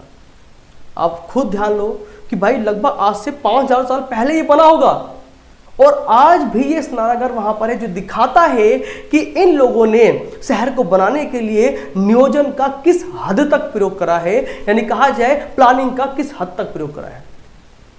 इनकी प्लानिंग इतनी मजबूत थी कि आज यह भी कहा जाए वर्ल्ड में प्राचीन काल के अंदर जितनी भी सभ्यताएं थी, उन सभ्यताओं को अगर हम कंपेयर कर लें मोहनजोदड़ो से, तो कहते हैं कि ये एक नियोजित शहर था, और उस समय के दूसरे शहर एक नियोजित शहर नहीं थे। आप इसका कंटेम्प्रेरी शहर देख लो भाई, समकालीन शहर हड़प्पा देख लो, हड़प्पा को एक नियोजित शहर नहीं बोला गया, बट मोहनजोदाड़ो को एक नियोजित शहर बोला गया। इसकी समकालीन सभ्यता मेसोपोटामिया सभ्यता, वहां पर आप लोगों ने मारी नगर पढ़ा था, वहां पर गलियां क्या थी, टेढ़ी मेढ़ी थी। सामान को गली के अंदर ले जाने के लिए, गली के अंदर घरों तक पहुंचाने के लिए आप वहां पर गधों का प्रयोग कर रहे हो। तो कहीं ना कहीं वहां पर बताया गया है कि मारी नगर एक नियोजित शहर नहीं है, बट मोहनजोदाड़ो एक नियोजित शहर है। तो ये था बच्चों आज की क्लास का वीडियो, और आज की क्लास का कॉन्सेप्ट मोहनजोदाड़ो एक नियोजित शहरी केंद्र, एक ऐसा शहरी केंद्र जो पूरे हड़प्पा सभ्यता के साथ साथ उस समय के समकालीन सभ्यताओं के अंदर अपना एक महत्वपूर्ण वजूद रखता है कि इससे बड़ा एक नियोजित शहर वहां पर उस समय कोई भी नहीं था, लगभग पूरे एशिया कहा जाए या फिर उस समय की जितनी भी सभ्यताएं थी। आज हमारे चैप्टर के अंदर कॉन्सेप्ट चलेगा बेटा आपका सामाजिक आर्थिक भिन्नताओं का अवलोकन। क्या हड़प्पा सभ्यता या सिंधु घाटी सभ्यता के अंदर सामाजिक आर्थिक भिन्नताएं थी या नहीं थी, हमें इस टॉपिक पर क्या बेटा डिस्कस करना है। तो हमारा आंसर है भाई कि वहां पर भी सामाजिक आर्थिक भिन्नताएं थी। उसका आधार क्या है? उसका आधार यह है कि हमारे आर्कियोलॉजिस्ट यानी पुरातत्वविदों को उत्खनन के माध्यम से कई सारे ऐसे प्रमाण प्राप्त हुए हैं जिन प्रमाणों के आधार पर यह कहा जा रहा है कि हड़प्पा सभ्यता के अंदर सामाजिक और आर्थिक भिन्नताएं थी। अब वो प्रमाण कौन से? प्रमाण कौन से बेटा? पहला है समाधान, दूसरा क्या बेटा? विलासिता की वस्तुएं, यानी आपका ब्रुअल्स और आपका लग्जरियस थिंग। इन दोनों के माध्यम से जो है हमारे पुरातत्वविद जो है आसानी से सामाजिक आर्थिक भिन्नता के बारे में पता लगा लेते हैं। कैसे भाई? कहा गया है कि वहां पर हड़प्पा सभ्यता के अंदर यानी सिंधु घाटी सभ्यता के अंदर जो है मृतकों को गर्तों के अंदर दफनाया जाता था, यानी गड्ढों के अंदर दफनाया जाता था। साथ में क्या बोला गया कि वहां पर जितने भी हमें गर्त प्राप्त हुए हैं, यानी जो गड्ढे प्राप्त हुए हैं, उन सभी गर्तों में क्या है भाई? भिन्नता है। क्या भाई? भिन्नता। भिन्नता किस प्रकार की? कहा गया कि कुछ गर्तों के नीचे जो है हमने देखा है कि फर्श बनी हुई है, यानी सतह काफी चिकनी है, और कुछ गर्तों के नीचे सतह बनी नहीं है, यानी वहां पर चिकनाहट नहीं है, जिसका सिर्फ एक ही अर्थ निकलता है कि जिन गर्तों में फर्श बनी हुई है यानी सतह काफी चिकनी है, शायद वहां पर उस तरह के लोगों को दफनाया गया होगा जो शायद अमीर होंगे, और जिनकी सतह चिकनी नहीं है, जिनकी सपाट सतह नहीं बनाई गई है भाई, वो शायद आम लोगों का शव उसके अंदर रखा जाता होगा। इस तरह से गर्तों की बनावट भी आपको भिन्नता दर्शा देती है। साथ में मृत्यु के बाद वस्तुओं को दफनाना, हड़प्पा सभ्यता के अंदर एक विशेषता यह थी कि वहां पर यदि कोई व्यक्ति मरता था तो मृत्यु के पश्चात जो है जब उसे गर्त में दफनाया जाता था तो दफनाते समय उसके साथ उसकी बहुमूल्य वस्तु को भी दफनाया जाता था। बहुमूल्य वस्तु मतलब अब कोई आम व्यक्ति है, उसकी जो भी बहुमूल्य वस्तु हो, जैसे आजकल के हम गांव पहुंच जाएं तो गांव के लिए उसकी बहुमूल्य वस्तु क्या बेटा? खेती का औजार है, उसका गमछा है, और अमीरों के लिए रोलेक्स की वॉच वगैरह हो गई। कहीं ना कहीं हर व्यक्ति की जो जरूरत वाली वस्तु है या जो बहुमूल्य वस्तु है वो क्या होती है भाई? अलग अलग होती है। तो हड़प्पन पीरियड के अंदर जो है अमीर लोगों की बहुमूल्य वस्तु जो है अधिकतर धातु से बना करती थी। तो अगर हमने देखा भाई कि अगर किसी व्यक्ति के दफन के अंदर या कब्र के अंदर या गर्त के अंदर तांबे से बनी वस्तुएं मिली हैं या प्राप्त हुई हैं, तो हम अनुमान लगाया गया है कि शायद वो एक अमीर का दफनाना होगा या फिर एक अमीर की गर्त होगी। लेकिन अगर कहीं पर सिर्फ मनके मिल गए हैं या मोहर मिल गई है, बाट मिल गया, आम छोटे मोटे जो मिल गए हैं भाई, उससे यह अनुमान लगाया गया कि शायद वो एक गरीब या फिर किसी आम व्यक्ति की मानी जाएगी। ये तो बात हुई कि समाधान कैसे आर्थिक भिन्नता दिखा रहा है, आर्थिक और सामाजिक भिन्नता दिखा रहा है। कैसे भाई? गर्तों की बनावट से और मृत्यु के बाद दफनाते समय उसके साथ रखी गई कोई वस्तु जो है वो आसानी से सामाजिक और आर्थिक भिन्नता के बारे में जानकारी हमें दे देती है।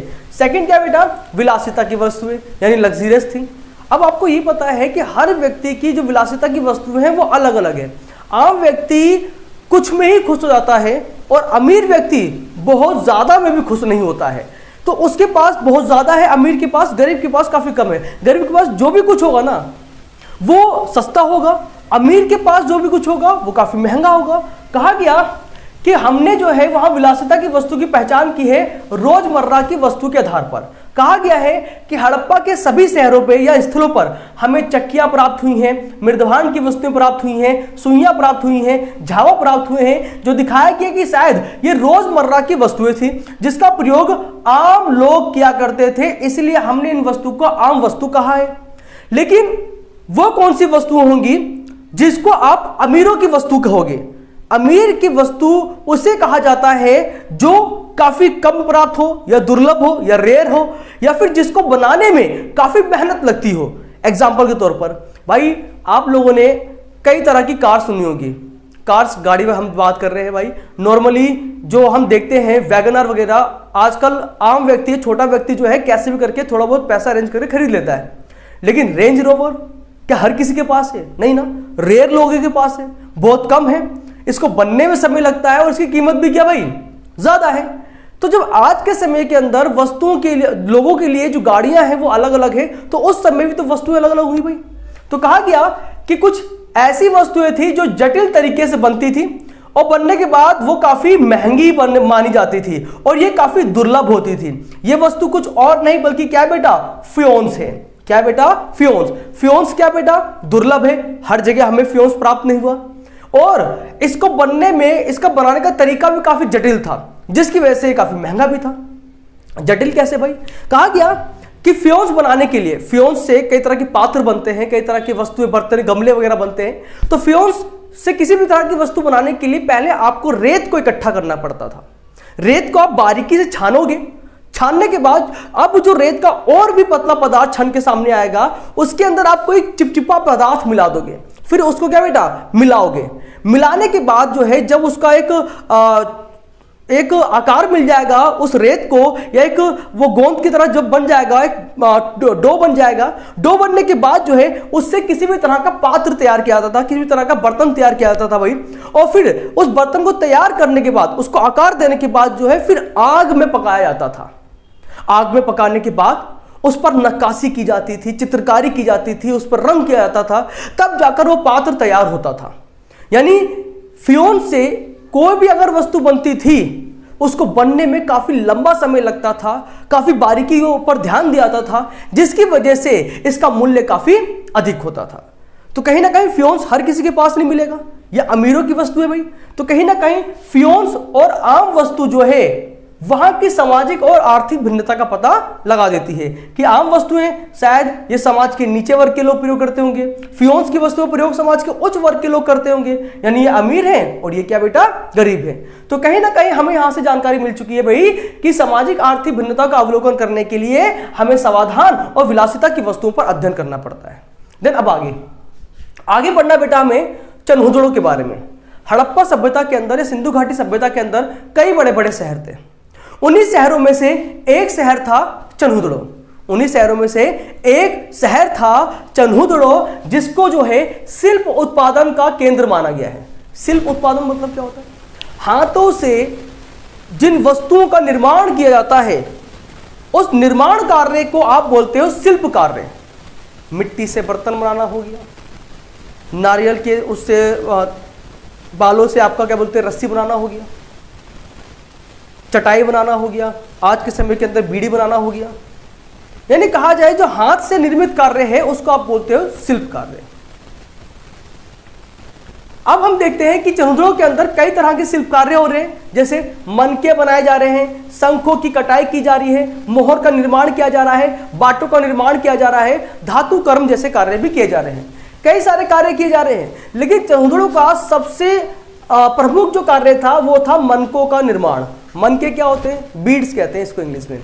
मनके मोतियों टाइप का होता है, जिसको गले के हंदरा माला बनाने के लिए भी क्या बेटा प्रयोग करते हैं। कहते हैं कि मनके बनाने के लिए कई तरह की वस्तुओं की आवश्यकता होती थी, लाइक पत्थर, धातु, शंख और फ्योन्स। पत्थर के अंदर भी कई पत्थर है भाई, हमें कई तरह के पत्थरों का प्रयोग करना पड़ता है उसके अंदर। कार्निलियन, जैस्पर, स्वीडिक, क्वार्ट्ज और सैलखड़ी।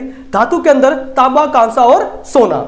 इस तरह के कच्चे मालों से जो है आपके मनकों का निर्माण किया जाता था हड़प्पा सभ्यता के अंदर। कहा गया कि मनके बनाने के लिए आपको एक नहीं बल्कि कभी कभार एक से अधिक पत्थरों की भी आवश्यकता पड़ती थी।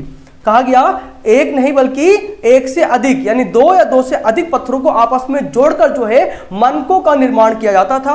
इसका आकार जो है कभी चक्राकार होता था, कभी बेलनाकार होता था, कभी गोलाकार होता था, कभी अष्टभुजाकार होता था, कभी षटभुजाकार होता था। यानी कहा जाए तो मनकों का आकार भी क्या बेटा कई ज्यादा है।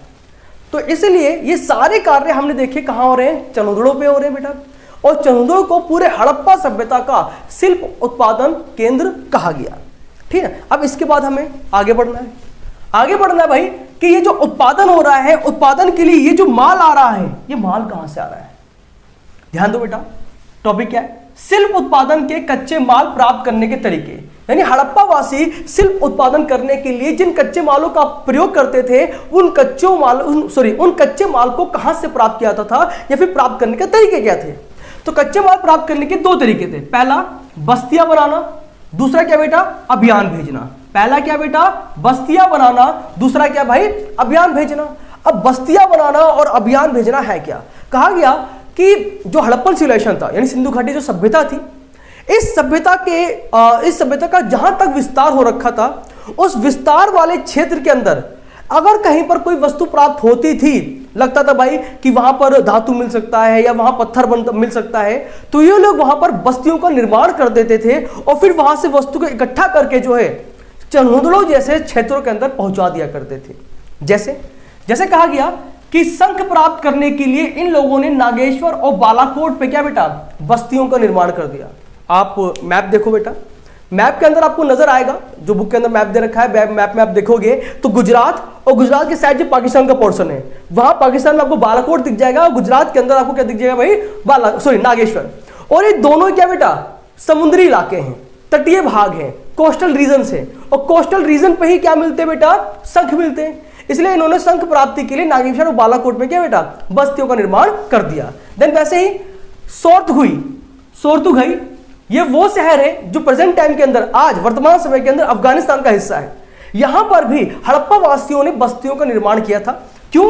क्योंकि वहां से नीले रंग की लाजवर्द मणि प्राप्त होती है। क्या होती है बेटे? नीले रंग की लाजवर्द मणि प्राप्त होती है। सोरतुघई से लाजवर्द मणि प्राप्त होती है। अगर इसको ढंग से देखना है तो आपने मूवी देखी होगी ऋतिक रोशन की, जिसका नाम था मोहनजोदाड़ो। मोहनजोदाड़ो में देखना कि ऋतिक रोशन एक गांव से शहर जा रहा है। शहर कौन सा है? मोहनजोदाड़ो। और वहां व्यापार करने के लिए गया है, और व्यापार करते समय जब वो एक्सचेंज कर रहा है तो एक्सचेंज के लिए क्या यूज हो रहा है बेटा? लाजवर्द मणि यूज हो रही है। तो वहां पर भी दिखाया गया भाई कि लाजवर्द मणि को जो है एक्सचेंज के लिए क्या बेटा यूज किया जाता था। जिस तरह से आज हम एक्सचेंज के लिए करेंसी का यूज करते हैं, रुपए का यूज करते हैं, हड़प्पन पीरियड के अंदर बड़े व्यापार के लिए लाजवर्द मणि का जो है प्रयोग होता था। साथ में अगर हम बात करें धातु की, तो धातु कहां से मिल रहा है बेटा? राजस्थान से। कार्नियल पत्थर कहां से मिल रहा है बेटा? लोथल, जो आपके गुजरात के अंदर है। सेलखड़ी कहां से मिल रहा है? दक्षिणी राजस्थान और उत्तरी गुजरात से। तो इस तरह की सभी वस्तुओं की प्राप्ति के लिए इन लोगों ने क्या करा बेटा? बस्तियों का निर्माण किया। देन साथ में सेकंड सिस्टम क्या था बेटा? सेकंड था बेटा अभियान भेजना। अभियान भेजकर भी वो कई तरह की वस्तुएं प्राप्त करते थे। क्योंकि अब क्वेश्चन ये उठता है कि अभियान क्या होता है या अभियान से कच्चे माल की प्राप्ति कैसे हो रही है? कहा गया कि कुछ ऐसी वस्तुएं होती थी जो हड़प्पन रीजन के अंदर नहीं मिलती थी, और हमने कहा कि जो हड़प्पन रीजन के अंदर होगा वहां तो बस्ती बसाई जाएगी, और जो हड़प्पा में नहीं है और वहां से आपको वस्तु प्राप्त करनी है तो वहां पर आपको अभियान भेजना पड़ता था। यानी अपने राजदूत हो गए या फिर आपका ऐसा कोई सामाजिक संगठन जिसको आप व्यापारी वर्ग भी कह सकते हो, उनको जो है आप दूसरे क्षेत्रों में भेजकर जो है वस्तुएं प्राप्त करते थे। तो इन लोगों ने जो है हड़प्पन वासियों ने तांबा प्राप्त करने के लिए खेतड़ी अंचल में, कहा बेटा? खेतड़ी अंचल के अंदर अभियान भेजा, और सोना प्राप्त करने के लिए इन लोगों ने क्या बेटा दक्षिणी भारत में अभियान भेजा। दक्षिणी भारत में क्यों? आपको पता है कि भारत के अंदर सोने की जो भी तीन खाने हैं, वो तीनों खाने कहां पर है बेटा? वर्तमान समय के अंदर आप कर्नाटक में देखते हो कि सारे के सारे सोने के खाने वहीं पर ही हैं। तो जब सोना ही आपके दक्षिण भारत में है तो हड़प्पा वासी भी अभियान कहां भेजेंगे बेटा?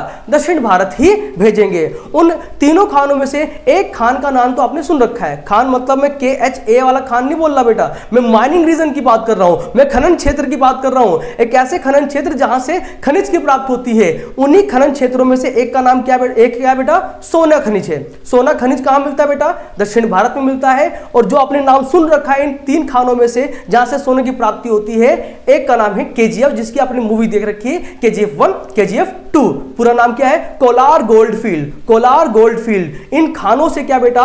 हमें सोने की प्राप्ति होती है। और यहां से प्राप्त करने के लिए सोना हड़प्पन वासी क्या करते थे भाई? अभियान भेजते थे। अब यहां पे एक चीज नोटिस करना, मैंने बोला था तांबे प्राप्त करने के लिए वो कहां भेज रहे हैं अभियान? खेतड़ी अंचल में भेज रहे हैं।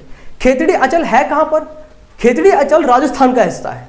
और आपने राजस्थान का नाम ऊपर ही पढ़ा था भाई, दक्षिणी राजस्थान। क्या मिल रहा है बेटा? यहां से सेलखड़ी मिल रहा है, राजस्थान धातु मिल रहा है। इन राजस्थान तो हड़प्पा का हिस्सा होना चाहिए, हड़प्पा का हिस्सा है, तो फिर वहां पर अभियान क्यों भेजा जा रहा है? कहा गया कि राजस्थान का पूरा हिस्सा हड़प्पा के कब्जे में नहीं था।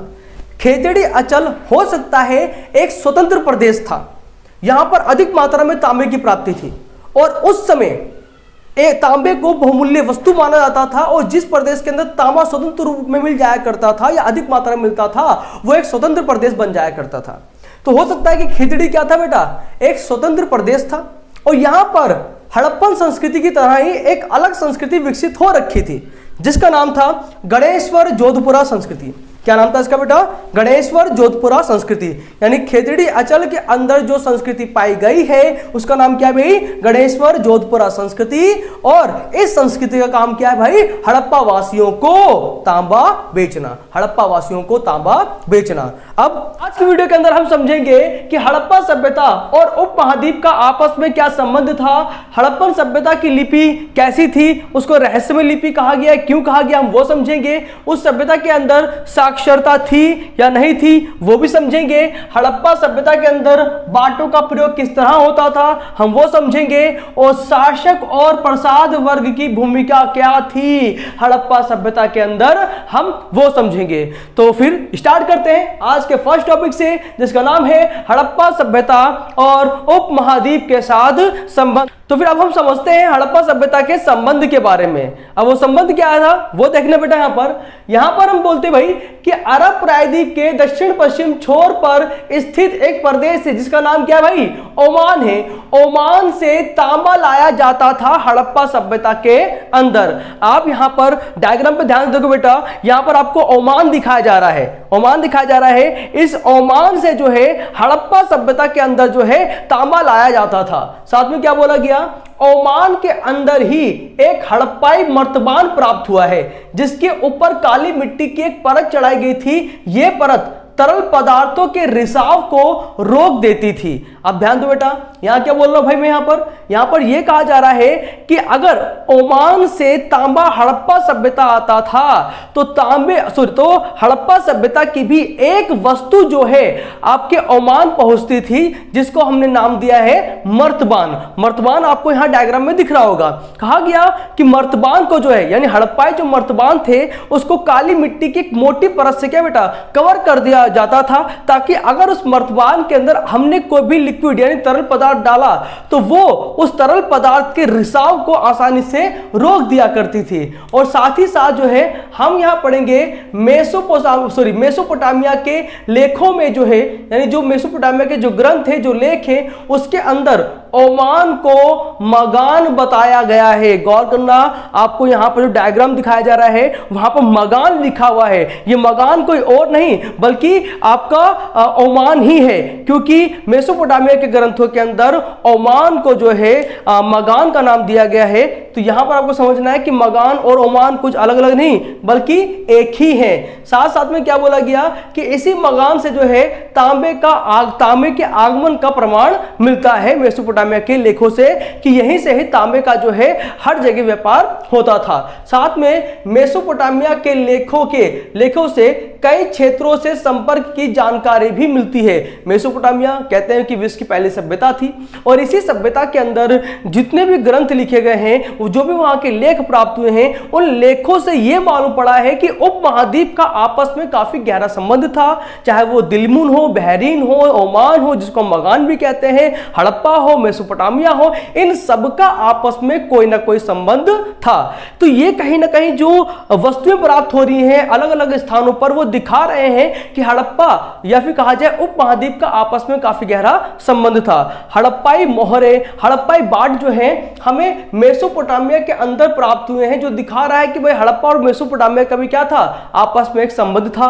हड़प्पा के कुछ लेखों के अंदर हमें यह भी जानने को मिला है, हड़प्पा के कुछ लेखों के अंदर हमें यह भी जानने को मिला है कि कि हड़प्पाई वासियों को नाविकों का देश कहा गया है। हड़प्पाई वासियों को नाविकों का देश कहा गया है क्योंकि हड़प्पाई वासी जो है उपमहाद्वीप के साथ नावों की यात्राओं से, समुद्री यात्राओं से जो है काफी गहरे संबंध बनाने में सफल हुए थे।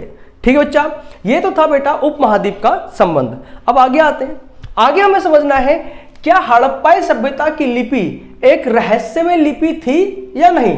तो हमारा आंसर है हड़प्पाई लिपि क्या है भाई, एक रहस्यमय लिपि है, क्योंकि आज तक हमारे पुरातात्विदों द्वारा, हमारे अभिलेख शास्त्रियों द्वारा जो है हड़प्पन स्क्रिप्ट को यानी हड़प्पाई लिपि को, सिंधु घाटी की लिपि को जो है आज तक समझा नहीं जा सका है। उसके पीछे रीजन क्या है? रीजन ये है कि ये जो है वर्णमालीय लिपि नहीं थी। जैसे हम लोग जब लैंग्वेजेस पढ़ते हैं हिंदी और इंग्लिश की, तो हम कहते हैं भाई इंग्लिश के अंदर एक लिमिटेड अल्फाबेट होते हैं, 26 होते हैं, आपको पता है कि अल्फाबेट लिमिटेड है, उससे ज्यादा नहीं होंगे। साथ में हिंदी के अंदर स्वर है, व्यंजन है, वो भी सीमित है, आवश्यकता से अधिक नहीं है, और एक सिस्टमेटिक जो है तैयार हो रखे हैं। लेकिन यहां पर वो वर्णमाला हमें नजर नहीं आती है हड़प्पाई लिपि के अंदर।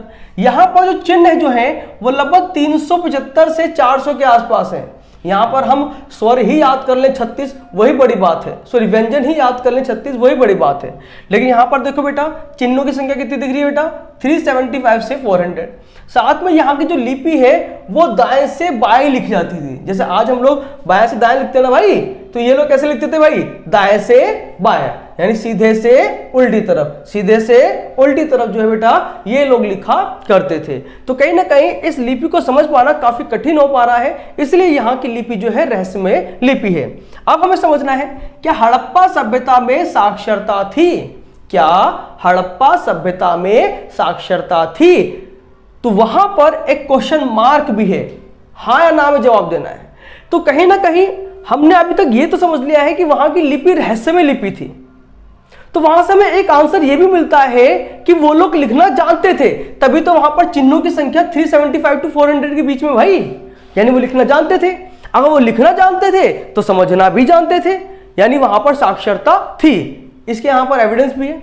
कहते हैं कि हड़प्पा सभ्यता के अंदर जितने भी मोहरे प्राप्त हुई हैं, तांबे के औजार प्राप्त हुए हैं, मिट्टी की पट्टिकाएं प्राप्त हुई हैं, आभूषण प्राप्त हुए हैं, सूचना पट तैयार हुए हैं, ये सारे के सारे वो स्रोत हैं जिन पर हमें लिखावट मिली है, जिन पर हमें लिखावट मिली है, जो दिखाती है कि शायद वहां पर साक्षरता थी। साथ में कई ऐसी भी वस्तु थी जिसको हम क्या बोलते हैं, नष्ट प्राय वस्तुएं भी थी जिन पर शायद लिखा जाता था।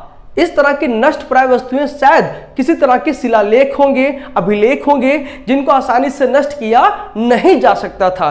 तो ये दिखाता है कि हड़प्पा सभ्यता में साक्षरता थी, हड़प्पा सभ्यता में साक्षरता थी। अब आ जाइए हड़प्पा सभ्यता में बाट। ये कहीं ना कहीं 1 मार्क्स के लिए काफी वैल्यूबल टॉपिक है, 1 मार्क्स भी काफी इंपॉर्टेंट रखते हैं हमारे एग्जाम के अंदर। वो ध्यान देना वो क्या है। अभी तक हमने इस चैप्टर के अंदर जितनी वस्तुओं के बारे में पढ़ा है, समझा, तो हमने यही जाना है कि उसका निर्माण या तो पत्थर से हो रहा है या फिर धातु से, मृदभांडों से भी हो रहा है। तो यहां पर कहा गया कि जो बाट है, बाट जो है लगभग चर्ट नामक पत्थर से बनाए जाते थे। बाट जो है वो चर्ट नामक पत्थर से बनाए जाते थे। साथ में ये निशान रहित घनाकार होते थे, ये निशान रहित घनाकार होते थे, और वहां पर छोटे बाट भी थे, छोटे बाट भी थे, जिसका प्रयोग जो है आभूषण और मनकों के तौल के लिए किया जाता था। जैसे भारी बाट हो गए, उसका प्रयोग जो है वजन तोलने में, वजन किस तरह का, सब्जी हो गए, भारी भरकम सामान जो हो गए। लेकिन जो हल्के फुल्के सामान होते हैं, सोना चांदी तांबा वगैरह या फिर मनके वगैरह जो काफी छोटे छोटे से होते हैं, उनके तोल के लिए भारी बाटों की आवश्यकता नहीं पड़ती है, वहां पर हल्के बाटों की या छोटे बाटों की ही आवश्यकता पड़ती थी। इसलिए कहा गया है कि छोटे बाट का प्रयोग जो है आभूषण और मनकों को तोलने के लिए किया जाता था। अब आते हैं इस चैप्टर के छुपे रुस्तम वाले टॉपिक पर। छुपा रुस्तम की बात कर रहा हूं भाई, छुपा रुस्तम इसलिए बात कर रहा हूं कि यहां पर हमें शासक और प्रसाद के बारे में पढ़ना है, और ये एक ऐसा कॉन्सेप्ट है जिसको लेकर तो इतिहासकारों में भी समान विचारधाराएं लगभग नाक के बराबर नजर आती हैं। उनके अंदर अधिक मात्रा में क्या बेटा हमें मतभेद देखने को मिलता है, उनके विचारों में सहमति तो हमें देखने को मिलती ही नहीं है। अधिकतर इतिहासकार जो हैं इस पूरे सभ्यता को ही काफी डिबेटेबल मानते हैं, काफी वाद विवाद वाला कॉन्सेप्ट मानते हैं। उन्हीं वाद विवाद वाले कॉन्सेप्ट में से सिंधु घाटी सभ्यता का एक और कॉन्सेप्ट है शासक और प्रसाद। शासक और प्रसाद, ध्यान देना बेटा, ये क्या है? कहा गया कि पुरातात्विदों को मोहनजोदड़ो से विशाल भवन मिले हैं जिनको प्रसाद की संख्या दी गई है। खुदाई के दौरान जैसे कई सारे बड़े बड़े घर मिले हैं, उनको भवन भी प्राप्त हुए हैं जिनको प्रसाद की संज्ञा दी गई है। और कहा गया है एक पत्थर की मूर्ति भी प्राप्त हुई है जिसको पुरोहित राजा की मूर्ति या फिर कहा जाए पुरोहित राजा की संज्ञा दी गई है।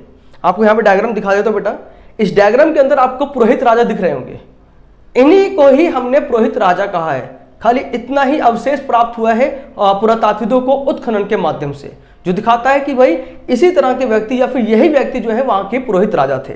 अब आते हैं इसके डिबेटेबल वाले टॉपिक पर, जिसके अंदर वाद विवाद बहुत ज्यादा होता रहता है। वो क्या है?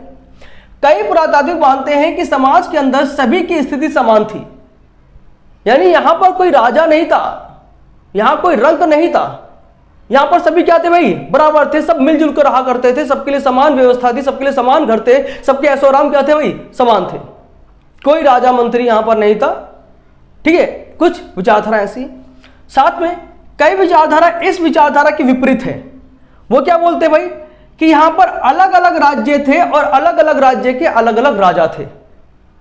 यानी दूसरी विचारधारा के समर्थन करने वाले जो पुरातात्विद हैं, जो इतिहासकार हैं, उनका मानना है कि हड़प्पा सभ्यता के अंदर यानी सिंधु घाटी सभ्यता के अंदर कई सारे राज्य थे और हर राज्य का एक राजा होता था। जैसे मोहनजोदड़ो का एक अलग राजा हो गया, आपके हड़प्पा का एक अलग राजा हो गया, चन्हुदड़ो का एक अलग राजा हो गया, लोथल का एक अलग राजा हो गया, धोलावीरा का एक अलग राजा हो गया। जितने राज्य लगभग हर किसी राज्य का हर एक राजा। अब आते हैं तीसरी विचारधारा की तरफ। तीसरी विचारधारा में कहा गया कि एक अन्य विचारधारा नजर आती है जिसमें कहा गया कि एक ही राज्य था, यानी सिंधु घाटी सभ्यता के अंदर सिर्फ एक ही राज्य था इस और इनका एक ही राजा था। जब राज्य एक तो राजा भी क्या एक। ऐसा क्यों बोल रहे बेटा? ये तीसरी विचारधारा के जो पुरातात्विक हैं, जो समर्थक हैं, जिनका यह मानना है कि सब कुछ क्या था? एक ही राज्य था और उनका एक ही राजा था। उसके पीछे वो किस तरह के प्रमाण प्रस्तुत कर रहे हैं?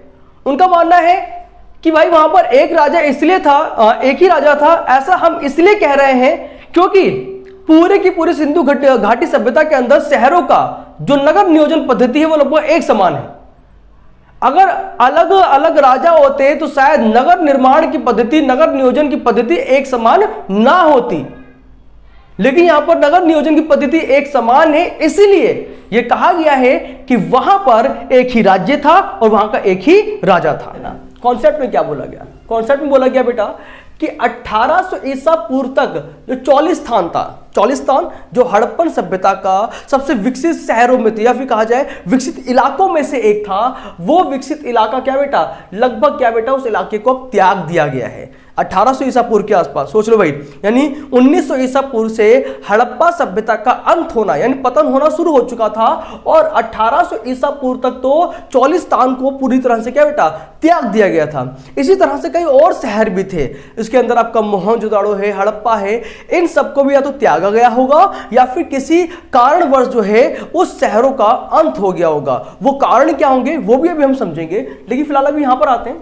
फिर देन क्या हम बोल रहे बेटा यहां पर कि 1900 ईसा पूर्व में 1900 ईसा पूर्व के बाद जो है कुछ हड़प्पा स्थलों की जो भौतिक संस्कृति थी, उस भौतिक संस्कृति के अंदर क्या बेटा बदलाव आ गया था। अब भौतिक संस्कृति क्या? अभी तक हम पूरे चैप्टर के अंदर जो समझते आ रहे हैं वो क्या समझा बेटा? वो हमने ये समझा कि हड़प्पा कि जानकारी के स्रोतों के अंदर बाट हैं, मनके हैं, मोहरे हैं, यह हम लगातार पढ़ रहे हैं। हमने बाट किससे बनते हैं? चर्ट नामक पत्थर से, हमने वो समझा। मोहरे किससे बनती हैं? सेलखड़ी नामक पत्थर से बनती है, हमने वो भी समझा। यानी ये कहा जाए कि जो ये बाट, मनके, मोहरे हैं वो कहीं ना कहीं हड़प्पा सभ्यता की एक भौतिक संस्कृति का सूचक थे। लेकिन अब क्या बोला गया कि अब उन भौतिक संस्कृति में क्या आ रहा भाई? बदलाव आ रहा है। किस तरह का बदलाव? बदलाव ये कि जो बाँट हैं, मोहरे हैं और मनके वो लगातार क्या हो रहे हैं भाई, समाप्त हो रहे हैं। कब? 1900 ईसा पूर्व के बाद। उसी समय के बाद तो हमने देखा ना कि भाई चौलिस्तान पूरी तरह से त्याग दिया गया भाई, यानी वहां पर भी बाँट, मोहरे और मनकों का महत्व खत्म हो चुका है। तो साथ में क्या बोला गया कि 1900 ईसा पूर्व के बाद जो है हड़प्पा सभ्यता की जो लेखन कला थी, लंबी दूरी का जो व्यापार था जो हड़प्पावासी करते थे, तांबा प्राप्त करने के लिए ओमान जा रहे हैं, कई सारी वस्तुएं मेसोपोटामिया से प्राप्त करते थे, इतनी दूर दूर की यात्राएं करते थे, बहरीन तक पहुंचते थे। तो कहा गया कि वो लंबी दूरी का व्यापार भी क्या हो गया भाई, समाप्त हो गया और शिल्प विशेषज्ञता भी समाप्त हो गई। शिल्प विशेषज्ञता भी क्या बेटा, समाप्त हो गई, जिसके अंदर हमने शंखों की कटाई समझा था, मनकों का निर्माण समझा था, बाटों का निर्माण समझा था। यह शिल्प उत्पादन ही तो था, यह क्राफ्ट प्रोडक्शन था, जो एक शहरीकरण का एक सूचक होता है या शहरी जीवन का एक संकेत होता है। लेकिन अब वो सब कुछ क्या हो चुका बेटा, समाप्त हो गया है। लेखन अब पूरी तरह से रहा नहीं, लंबी दूरी का व्यापार खत्म हो गया और शिल्प विशेषज्ञता भी क्या हो गई भाई, समाप्त हो गई। देन साथ में हम क्या पढ़ेंगे, यहां पर कहा गया कि अब जो है यानी 1900 ईसा पूर्व के बाद जो है अब हड़प्पाई स्थलों पर अब थोड़ी वस्तु के निर्माण के लिए थोड़ा ही माल प्रयोग हो रहा था। पहले क्या था, शहरी जीवन था, अधिक मात्रा में माल लाया जाता था, जिससे अधिक मात्रा में वस्तुएं बनती भी थी। बट अब क्या है, अब थोड़ा माल मंगाया जा रहा है और थोड़ा क्या बेटा प्रयोग हो रहा है। थोड़ी वस्तु से थोड़ा माल ही क्या बेटा, यानी वस्तुओं का निर्माण किया जा रहा है। यानी अब कहीं ना कहीं सभ्यता, हड़प्पा सभ्यता जो काफी ऊंचाई पे थी, वो गिरती हुई नजर आ रही है इन सारे एग्जाम्पल से। साथ में क्या बोला गया कि आवास निर्माण की तकनीक का ह्रास हो गया है, यानी जो घर बनाने के लिए, भवन बनाने के लिए वो टेक्नोलॉजी यूज करते थे वो क्या हो रही भाई, खत्म हो रही है। हमने पढ़ा था कि मोहनजोदाड़ो एक वेल सिविलाइज सिटी थी बेटा, एक वेल प्लान सिटी थी, एक नियोजित शहर था। लेकिन वो नियोजित शहर कैसे बना था कि उसको बनाने का एक साइंटिफिक पैटर्न था कि पहले एक आधार बनता है, फिर दीवारें बनती है, फिर छत बनता है, ये सब आपने पढ़ा था। लेकिन अब उन सभी तरह का जो इंजीनियरिंग वाला कॉन्सेप्ट था वो क्या हो रहा भाई, खत्म हो रहा है। कहा गया कि जितने भी आपने यहां पढ़े हैं, ये जो पूरा वस्तु पढ़ रहे हो आप, यहां पर जो व्यापार देख रहे हो, घरों का निर्माण देख रहे हो, ये सब अब खत्म हो चुका है। अब काफी जो जीवन जो है, हड़प्पा वासियों का जीवन जो है, जो काफी हाई हुआ करता था, वो अब लो हो गया है। और वो लो लाइफ स्टाइल ही दिखाती है कि हड़प्पा सभ्यता जो है अब शहरी जीवन से ग्रामीण जीवन शैली की ओर क्या बेटा बढ़ चुका है। हड़प्पा के जो विकसित शहर थे वो विकसित शहर अब खत्म हो चुके हैं। अब दूसरे शहरों पर जो है आबादी बढ़ रही है, या फिर कहा जाए दूसरे क्षेत्रों में जो है अब आबादी बस रही है, वहीं पर आबादी बढ़ेगी भी। लेकिन अब शहर पूरी तरह से नष्ट हो चुके हैं। इन शहरों का नष्ट होना ही और लोगों का शहरी जीवन से ग्रामीण जीवन में दिखना ही दिखाता है कि सिंधु घाटी सभ्यता अब लगभग खत्म हो चुकी है, समाप्त हो चुकी है। अब वो जो है एक सभ्यता या संस्कृति नहीं रही है। इसी को नाम दिया गया है उत्तर हड़प्पा या अनुवर्ती संस्कृति, लेटर हड़प्पन पीरियड।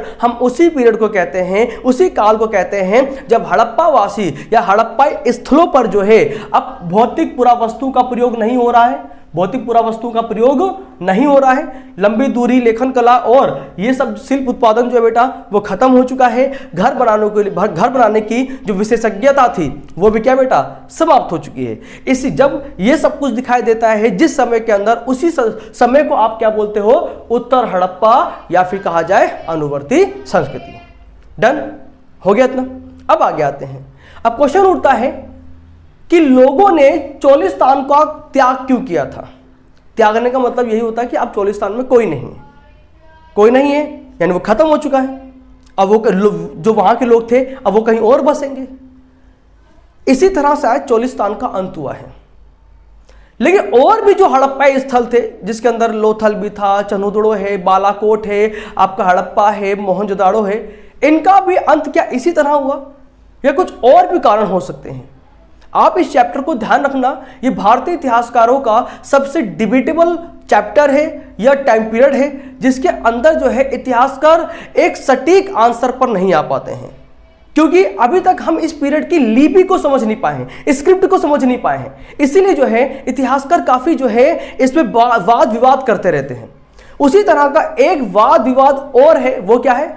हड़प्पा सभ्यता के पतन के कारण। हड़प्पा सभ्यता के पतन के कारण।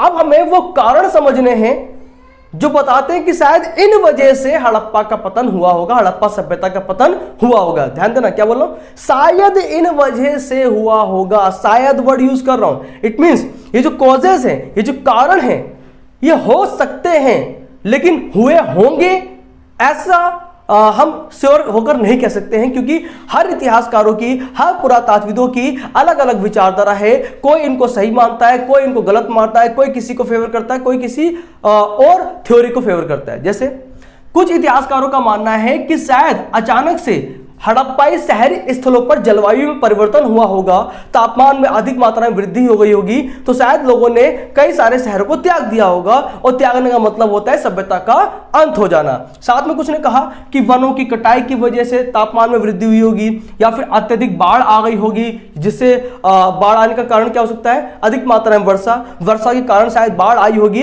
और इस वजह से क्या बेटा? सभ्यता का अंत हुआ होगा। या नदी सूख गई होगी तापमान बढ़ने से। तापमान बढ़ने से जब नदी सूख जाएगी, तो जब जल ही नहीं होगा तो जीवन कहां होगा?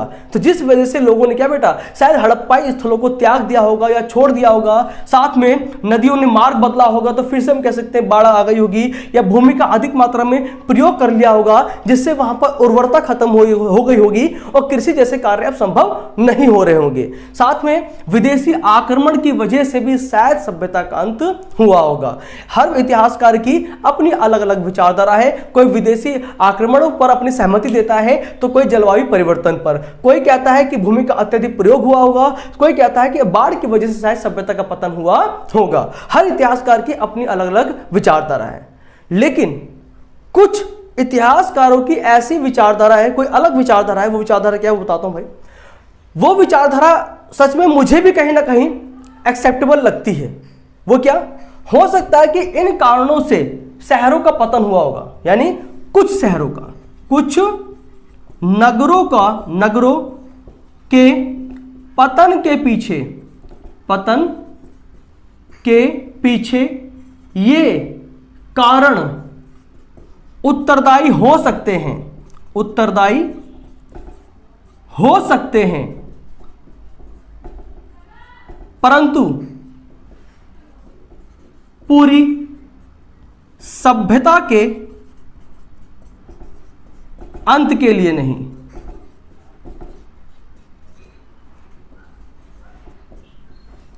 ठीक है बेटा, डन? समझ में आया बेटा क्या बोल रहा है यहां पर? क्या बोल रहे हैं बेटा? कि कुछ नगरों के पतन के पीछे कारण हो सकते हैं भाई, कि कुछ नगरों का इन सब कारणों की वजह से पतन हुआ होगा, लेकिन पूरी सभ्यता इन्हीं की वजह से खत्म हो गई होगी। शायद वो सही नहीं हो सकता। डन? अंदर हम समझेंगे कि जो हमारी इंडस वैली सिविलाइजेशन है, यानी सिंधु घाटी सभ्यता है, वो सभ्यता एक नई प्राचीन सभ्यता के तौर पर उभर कर आती है। यानी विश्व के अंदर कई सभ्यताएं थी, प्राचीन सभ्यता, मेसोपोटामिया सभ्यता भी थी। उस सभ्यता के बाद विश्व के अंदर एक नई सभ्यता उभर कर दिखती है, जिसको हम बोलते हैं सिंधु घाटी सभ्यता, यानी आपका इंडस वैली सिविलाइजेशन। इस सभ्यता के बारे में विश्व को कब पता लगा, कैसे पता लगा, हम ये समझेंगे इस कॉन्सेप्ट के ऊपर। ध्यान दो बेटा, यहां पर हमने यहां पर शुरुआत की है वर्ष 1920 से, वर्ष 1920 से, या फिर कहा जाए शुरुआती 20वीं शताब्दी से। इस समय भारत के अंदर ASI के जो डायरेक्टर जनरल थे, उनका नाम था जॉन मार्शल। हमारे भारत के जो ASI के डायरेक्टर जनरल थे, क्या नाम था उनका बेटा? John Marshall. कहते हैं कि जॉन मार्शल के अधीन कई पुरातात्विक कार्य कर रहे थे, यानी कार्यरत थे, यानी उनके कंट्रोल के अंदर कई सारे आर्कियोलॉजिस्ट थे। उन्हीं पुरातत्वविदों में से कुछ प्रमुख थे, जैसे दयाराम साहनी और रखाल दास बनर्जी। दयाराम साहनी और रखाल दास बनर्जी, यही वो दो पुरातात्विद थे जिनके साथ जॉन मार्शल ने मिलकर जो है विश्व के अंदर एक नई प्राचीन सभ्यता के बारे में बताया। कैसे बताया? ध्यान दो। कहते हैं कि दयाराम साहनी को शुरुआती 20वीं शताब्दी के अंदर जो है हड़प्पा से कुछ मोहरें प्राप्त हुई थी, कुछ मोहरें प्राप्त हुए थे, यानी सील्स प्राप्त हुए थे, और इसी से मिलती जुलती कुछ मोहरे आपके रखाल दास बनर्जी को भी मिले, बट वो स्थान अलग था। स्थान था मोहनजोदाड़ो। ध्यान दो, दयाराम साहनी को मिला हड़प्पा से और रखाल दास बनर्जी को जो मोहरे प्राप्त हुई वो कहां से प्राप्त हुई बेटा? मोहनजोदाड़ो से। इन दोनों को ही अलग अलग स्थलों से कुछ मोहरे प्राप्त हुई हैं जो लगभग शुरुआती 20वीं शताब्दी में प्राप्त हुई थी। ये दोनों, जब इन दोनों को मोहरे प्राप्त हुई तो ये दोनों मोहरे लेके कहां पहुंचे बेटा? जॉन मार्शल के पास। तो जॉन मार्शल ने उसका अध्ययन करने के बाद एक ऑर्डर पास किया या फिर कहा जाए आदेश दिया कि हड़प्पा और मोहनजोदाड़ो के अंदर उत्खनन कार्य को बढ़ा दिया जाए और अधिक से अधिक मात्रा में जो है इसी तरह के कुछ भौतिक अवशेष जो है प्राप्त किए जाए। तो देखते हैं कि लगातार कई सारे खोजों के द्वारा जो है हमें बाट, मन के, अस्थियां, औजार, कई सारे वस्तु मिलने लगी। उन्हीं खोजों के आधार पर जो है वर्ष 1924 में जॉन मार्शल ने विश्व में नई सभ्यता की घोषणा कर दी कि नई सभ्यता कौन सी है? वो सभ्यता जो सिंधु नदी के पास पनपी है, जिसको हम सिंधु घाटी सभ्यता कह सकते हैं। और यही सभ्यता विश्व के अंदर एक नई सभ्यता के तौर पर उभर कर आई जो प्राचीन समय में विद्यमान थी। यानी मेसोपोटामिया के साथ साथ विश्व में एक और नई सभ्यता अब पनप चुकी थी जो प्राचीन समय में थी। क्या नाम था उसका? सिंधु घाटी सभ्यता। और इस सभ्यता की जानकारी विश्व को 1924 में प्राप्त हुई जॉन मार्शल के द्वारा, जब इन्होंने घोषणा कर दी थी। इस घोषणा के बाद जो है हमारे एक इतिहासकार है, नाम है उसका S.N. राव। हमारे विद्वान, इतिहासकार, फिलोसफर जो भी कहो, S.N. राव ने एक बुक लिखी है the story of Indian archaeology. इस बुक के अंदर, जिसका नाम है the story of Indian archaeology, इस बुक के थ्रू S.N. राव ने यह बताया कि जॉन मार्शल ने भारत को जहां पाया था उसी भारत को इस खोज के बाद जो है इन्होंने लगभग 3000 वर्ष पहले छोड़ दिया। कहने का मतलब क्या है? मान लो जॉन मार्शल ने वर्तमान समय से भारत को इस स्थिति में पाया था, यानी यहां पर पाया था, लेकिन इस खोज के बाद, इस घोषणा के बाद जो है जॉन मार्शल ने भारतीय इतिहास को और पीछे तक भी बता दिया कि भारतीय इतिहास तो यहां से शुरू होता है और जहां से शुरू होता है उसका नाम है सिंधु घाटी सभ्यता। यानी भारतीय इतिहास को और भी लंबा कर दिया जॉन मार्शल की इस घोषणा ने। ठीक है बच्चा, ये तो था बेटा जॉन मार्शल के थ्रू जो है एक नई प्राचीन सभ्यता की जानकारी विश्व को प्राप्त होना। अब इसके अलावा, जॉन मार्शल के अलावा हम यहाँ पर कुछ और भी पढ़ेंगे। हम पढ़ेंगे यहाँ पर R.E.M. व्हीलर के बारे में। ये भी एक डायरेक्टर जनरल हैं।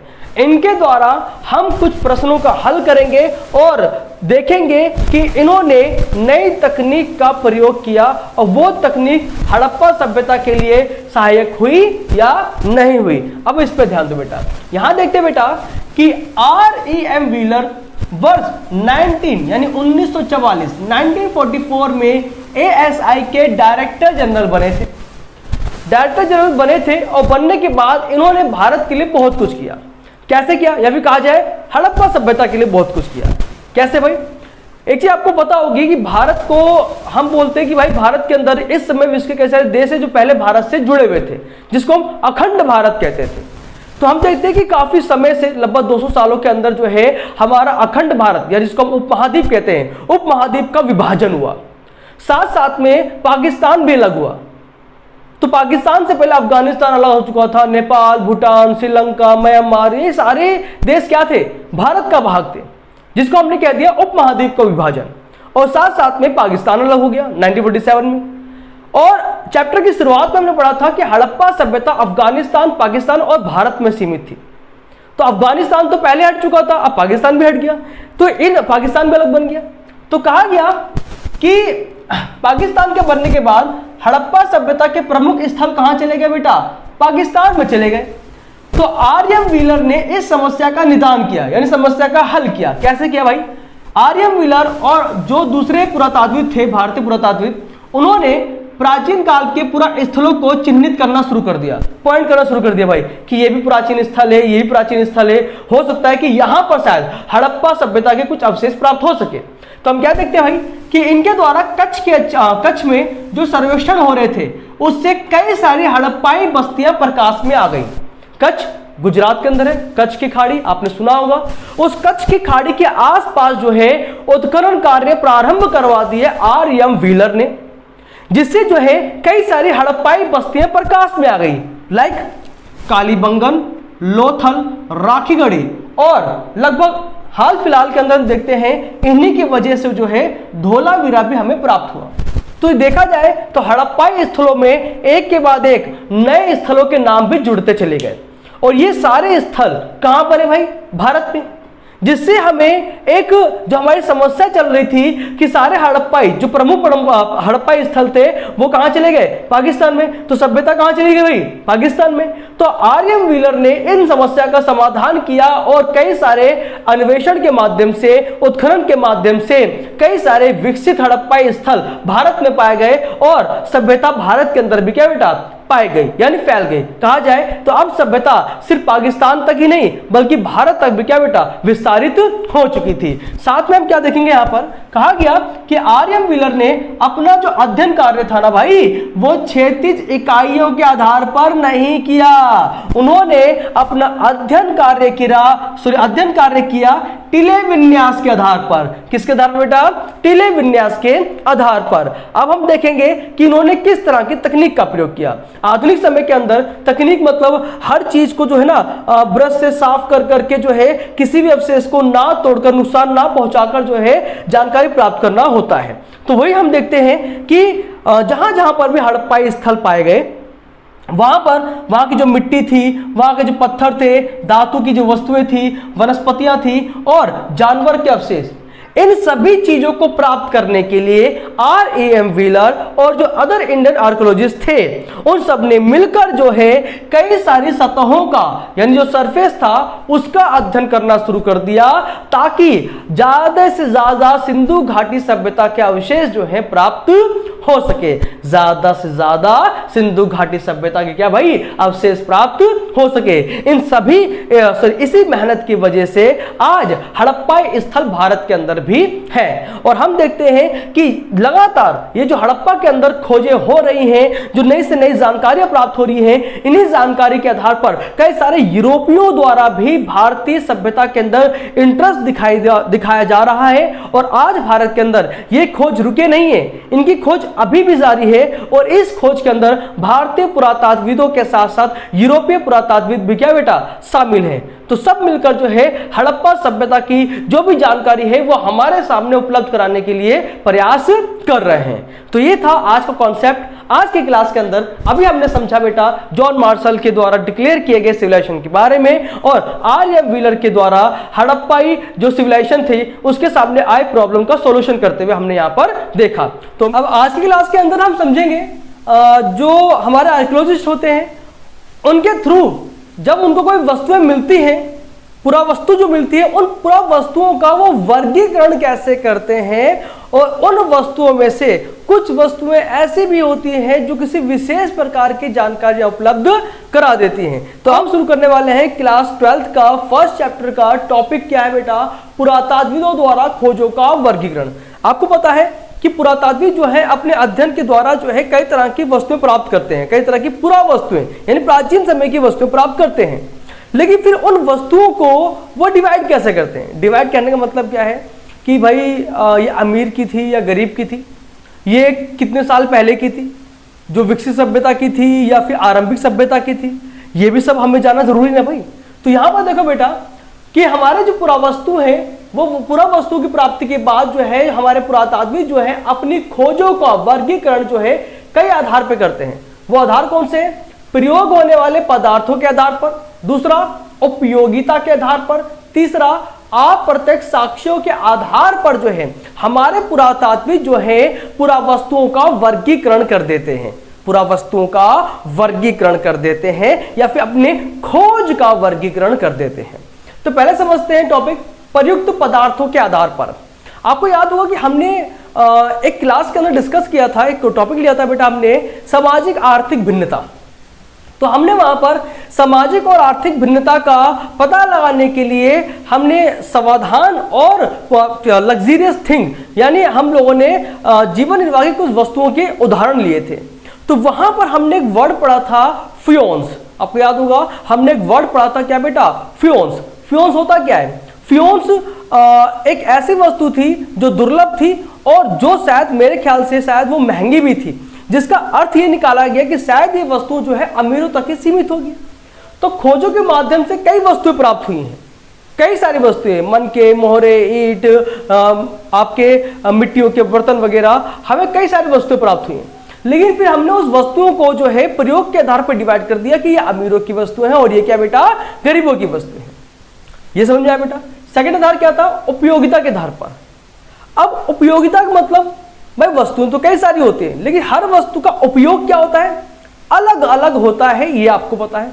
या फिर हम कह सकते हैं कि एक ही वस्तु द्वारा कई तरह, एक ही वस्तु को जो है हम कई सारे कार्यों में उपयोग करते हैं। एग्जाम्पल ले लेते हैं, अगर मैं आज की बात करूं, चाकू। चाकू आपको पता है कि कैसी वस्तु है बेटा? ये सब्जियों को काटने के लिए प्रयोग होती है, प्लस किसी का मर्डर करने के लिए भी होती है। तो कभी कभार हमारे पुरातात्विदों को जो पुरावस्तु मिलती है और वस्तुओं को वो प्रयोग के आधार पर, उपयोगिता के आधार पर बांटने का प्रयास करते हैं। वो अनुमान लगाते हैं कि शायद इस वस्तु का प्रयोग औजार के तौर पर होता होगा, शायद कुछ वस्तुओं का प्रयोग रोजमर्रा के लिए होता होगा, और शायद कुछ वस्तुओं का प्रयोग शस्त्र के तौर पर भी होता होगा, यानी हथियारों के लिए भी होता होगा। यानी उपयोगिता के आधार पर जो है वस्तुओं को बांट दिया करते थे। ठीक बेटा? आगे क्या बेटा? अप्रत्यक्ष साक्ष्यों के आधार पर। अब अप्रत्यक्ष कहते हैं कि हमारे पुरातात्विदों को उत्खनन के माध्यम से कई सारे पुरा स्थलों पर, या फिर कहा जाए हड़प्पा स्थलों पर कपास के टुकड़े मिले हैं। कपास के टुकड़े का मिलने का मतलब है कि शायद वो कपास के वस्त्रों का प्रयोग करते होंगे, लेकिन वो शायद आ रहा है या फिर एक एग्जैक्ट आंसर नहीं आ रहा है कि वो कपास का प्रयोग कपड़ों के लिए करते थे या नहीं करते थे। लेकिन कुछ मूर्तियां ऐसी प्राप्त हुई हैं जिनके पहनावे से अनुमान लगाया जाता है कि शायद इनका पहनावा होता होगा। तो यानी मूर्तियों की सहायता से ही पता लगाया गया है कि वहां पर वस्त्रों का प्रयोग जो है, वस्त्रों के प्रयोग में कपास का प्रयोग होता होगा। तो उस तरह के साक्ष्यों को हमने अप्रत्यक्ष आधार माना है, अप्रत्यक्ष साक्ष्य माना है, जो पुरावस्तु के लिए बहुत ही सहायक सिद्ध होती है। तो यहां पर हमने समझा बेटा कि किस तरह से जो भी खोज होती है उस खोजों के आधार पर जो है हम वर्गीकरण करने के लिए इन तीन आधार को फॉलो करते हैं: प्रयुक्त पदार्थ के आधार पर, उपयोगिता के आधार पर और अप्रत्यक्ष साक्ष्यों के आधार पर। अब आते हैं बेटा अगले कॉन्सेप्ट पे, धार्मिक जानकारी और मोहरे। धार्मिक जानकारी और मोहरे, अब इसमें क्या करना है? इसमें समझना बेटे क्या करना है भाई?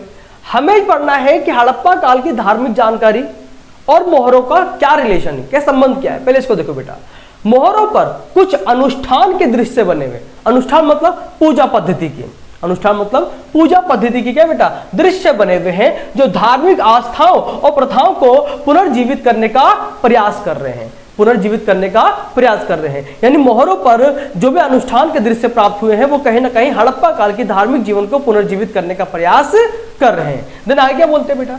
आगे हम बोलते हैं कि कुछ मोहरों पर पेड़ पौधे के चित्र उत्कीर्ण थे, यानी चित्र बने हुए हैं जो दर्शाते कि शायद हड़प्पा वासी जो है प्रकृति की पूजा किया करते थे। कुछ मोहरों पर जानवरों के चित्र भी प्राप्त हुए हैं, यानी पशुओं की पूजा भी करते थे। साथ साथ में हम कहते हैं कि कुछ मोहरें ऐसी हैं, कुछ मोहरें ऐसी हैं जिस पर एक आकृति ऐसी बनी हुई है जहां पर वो आकृति के अंदर पालथी मारकर एक योगी की मुद्रा में बैठा दिखाया गया है। एक ऐसी आकृति जिसे पालथी मारकर योगी की मुद्रा में बैठा दिखाया गया है और कभी कभी जानवरों से घिरा दर्शाया गया है, जो हिंदुओं के प्रमुख देवता आद्य शिव हैं। जो क्या बेटा? हिंदुओं के प्रमुख देवता आद्य शिव है, प्रोटोशिवा है। और ध्यान देना, जानवरों से घिरा दर्शाया गया है मतलब क्या है कि शायद इनको हम पशुपति कहते थे, और पशुपति हम किन्हें बोलते हैं आज हिंदू धर्म के अंदर? भगवान शिव को कहते हैं। तो जो आद्य शिव हैं वो आद्य शिव ही हमारे पशुपति हैं, वही हमारे शंकर भगवान, हमारे भोलेनाथ हैं। ऐसा हमें मोहरों से जानकारी प्राप्त हो रही है। यानी मोहरे कहीं ना कहीं प्रत्यक्ष या अप्रत्यक्ष तौर पर आपको हड़प्पा काल की धार्मिक जानकारी जो है उपलब्ध करा रहे हैं। तो ये था आज की क्लास के लिए। आज की क्लास के दो कॉन्सेप्ट आपको नजर आ रहे हैं कि पुरातात्विक अपनी खोज के माध्यम से अपनी पुरावस्तुओं का वर्गीकरण कैसे करते थे और मोहरे आपको हड़प्पा काल की धार्मिक जानकारी कैसे उपलब्ध कराते हैं। तो ये तो आज की क्लास है। उम्मीद करता हूं आपको दोनों कॉन्सेप्ट समझ में आए होंगे, प्यार से अच्छी तरीके से समझ में आए हैं। तो दोस्तों को शेयर करें, लाइक कमेंट करें। All the best.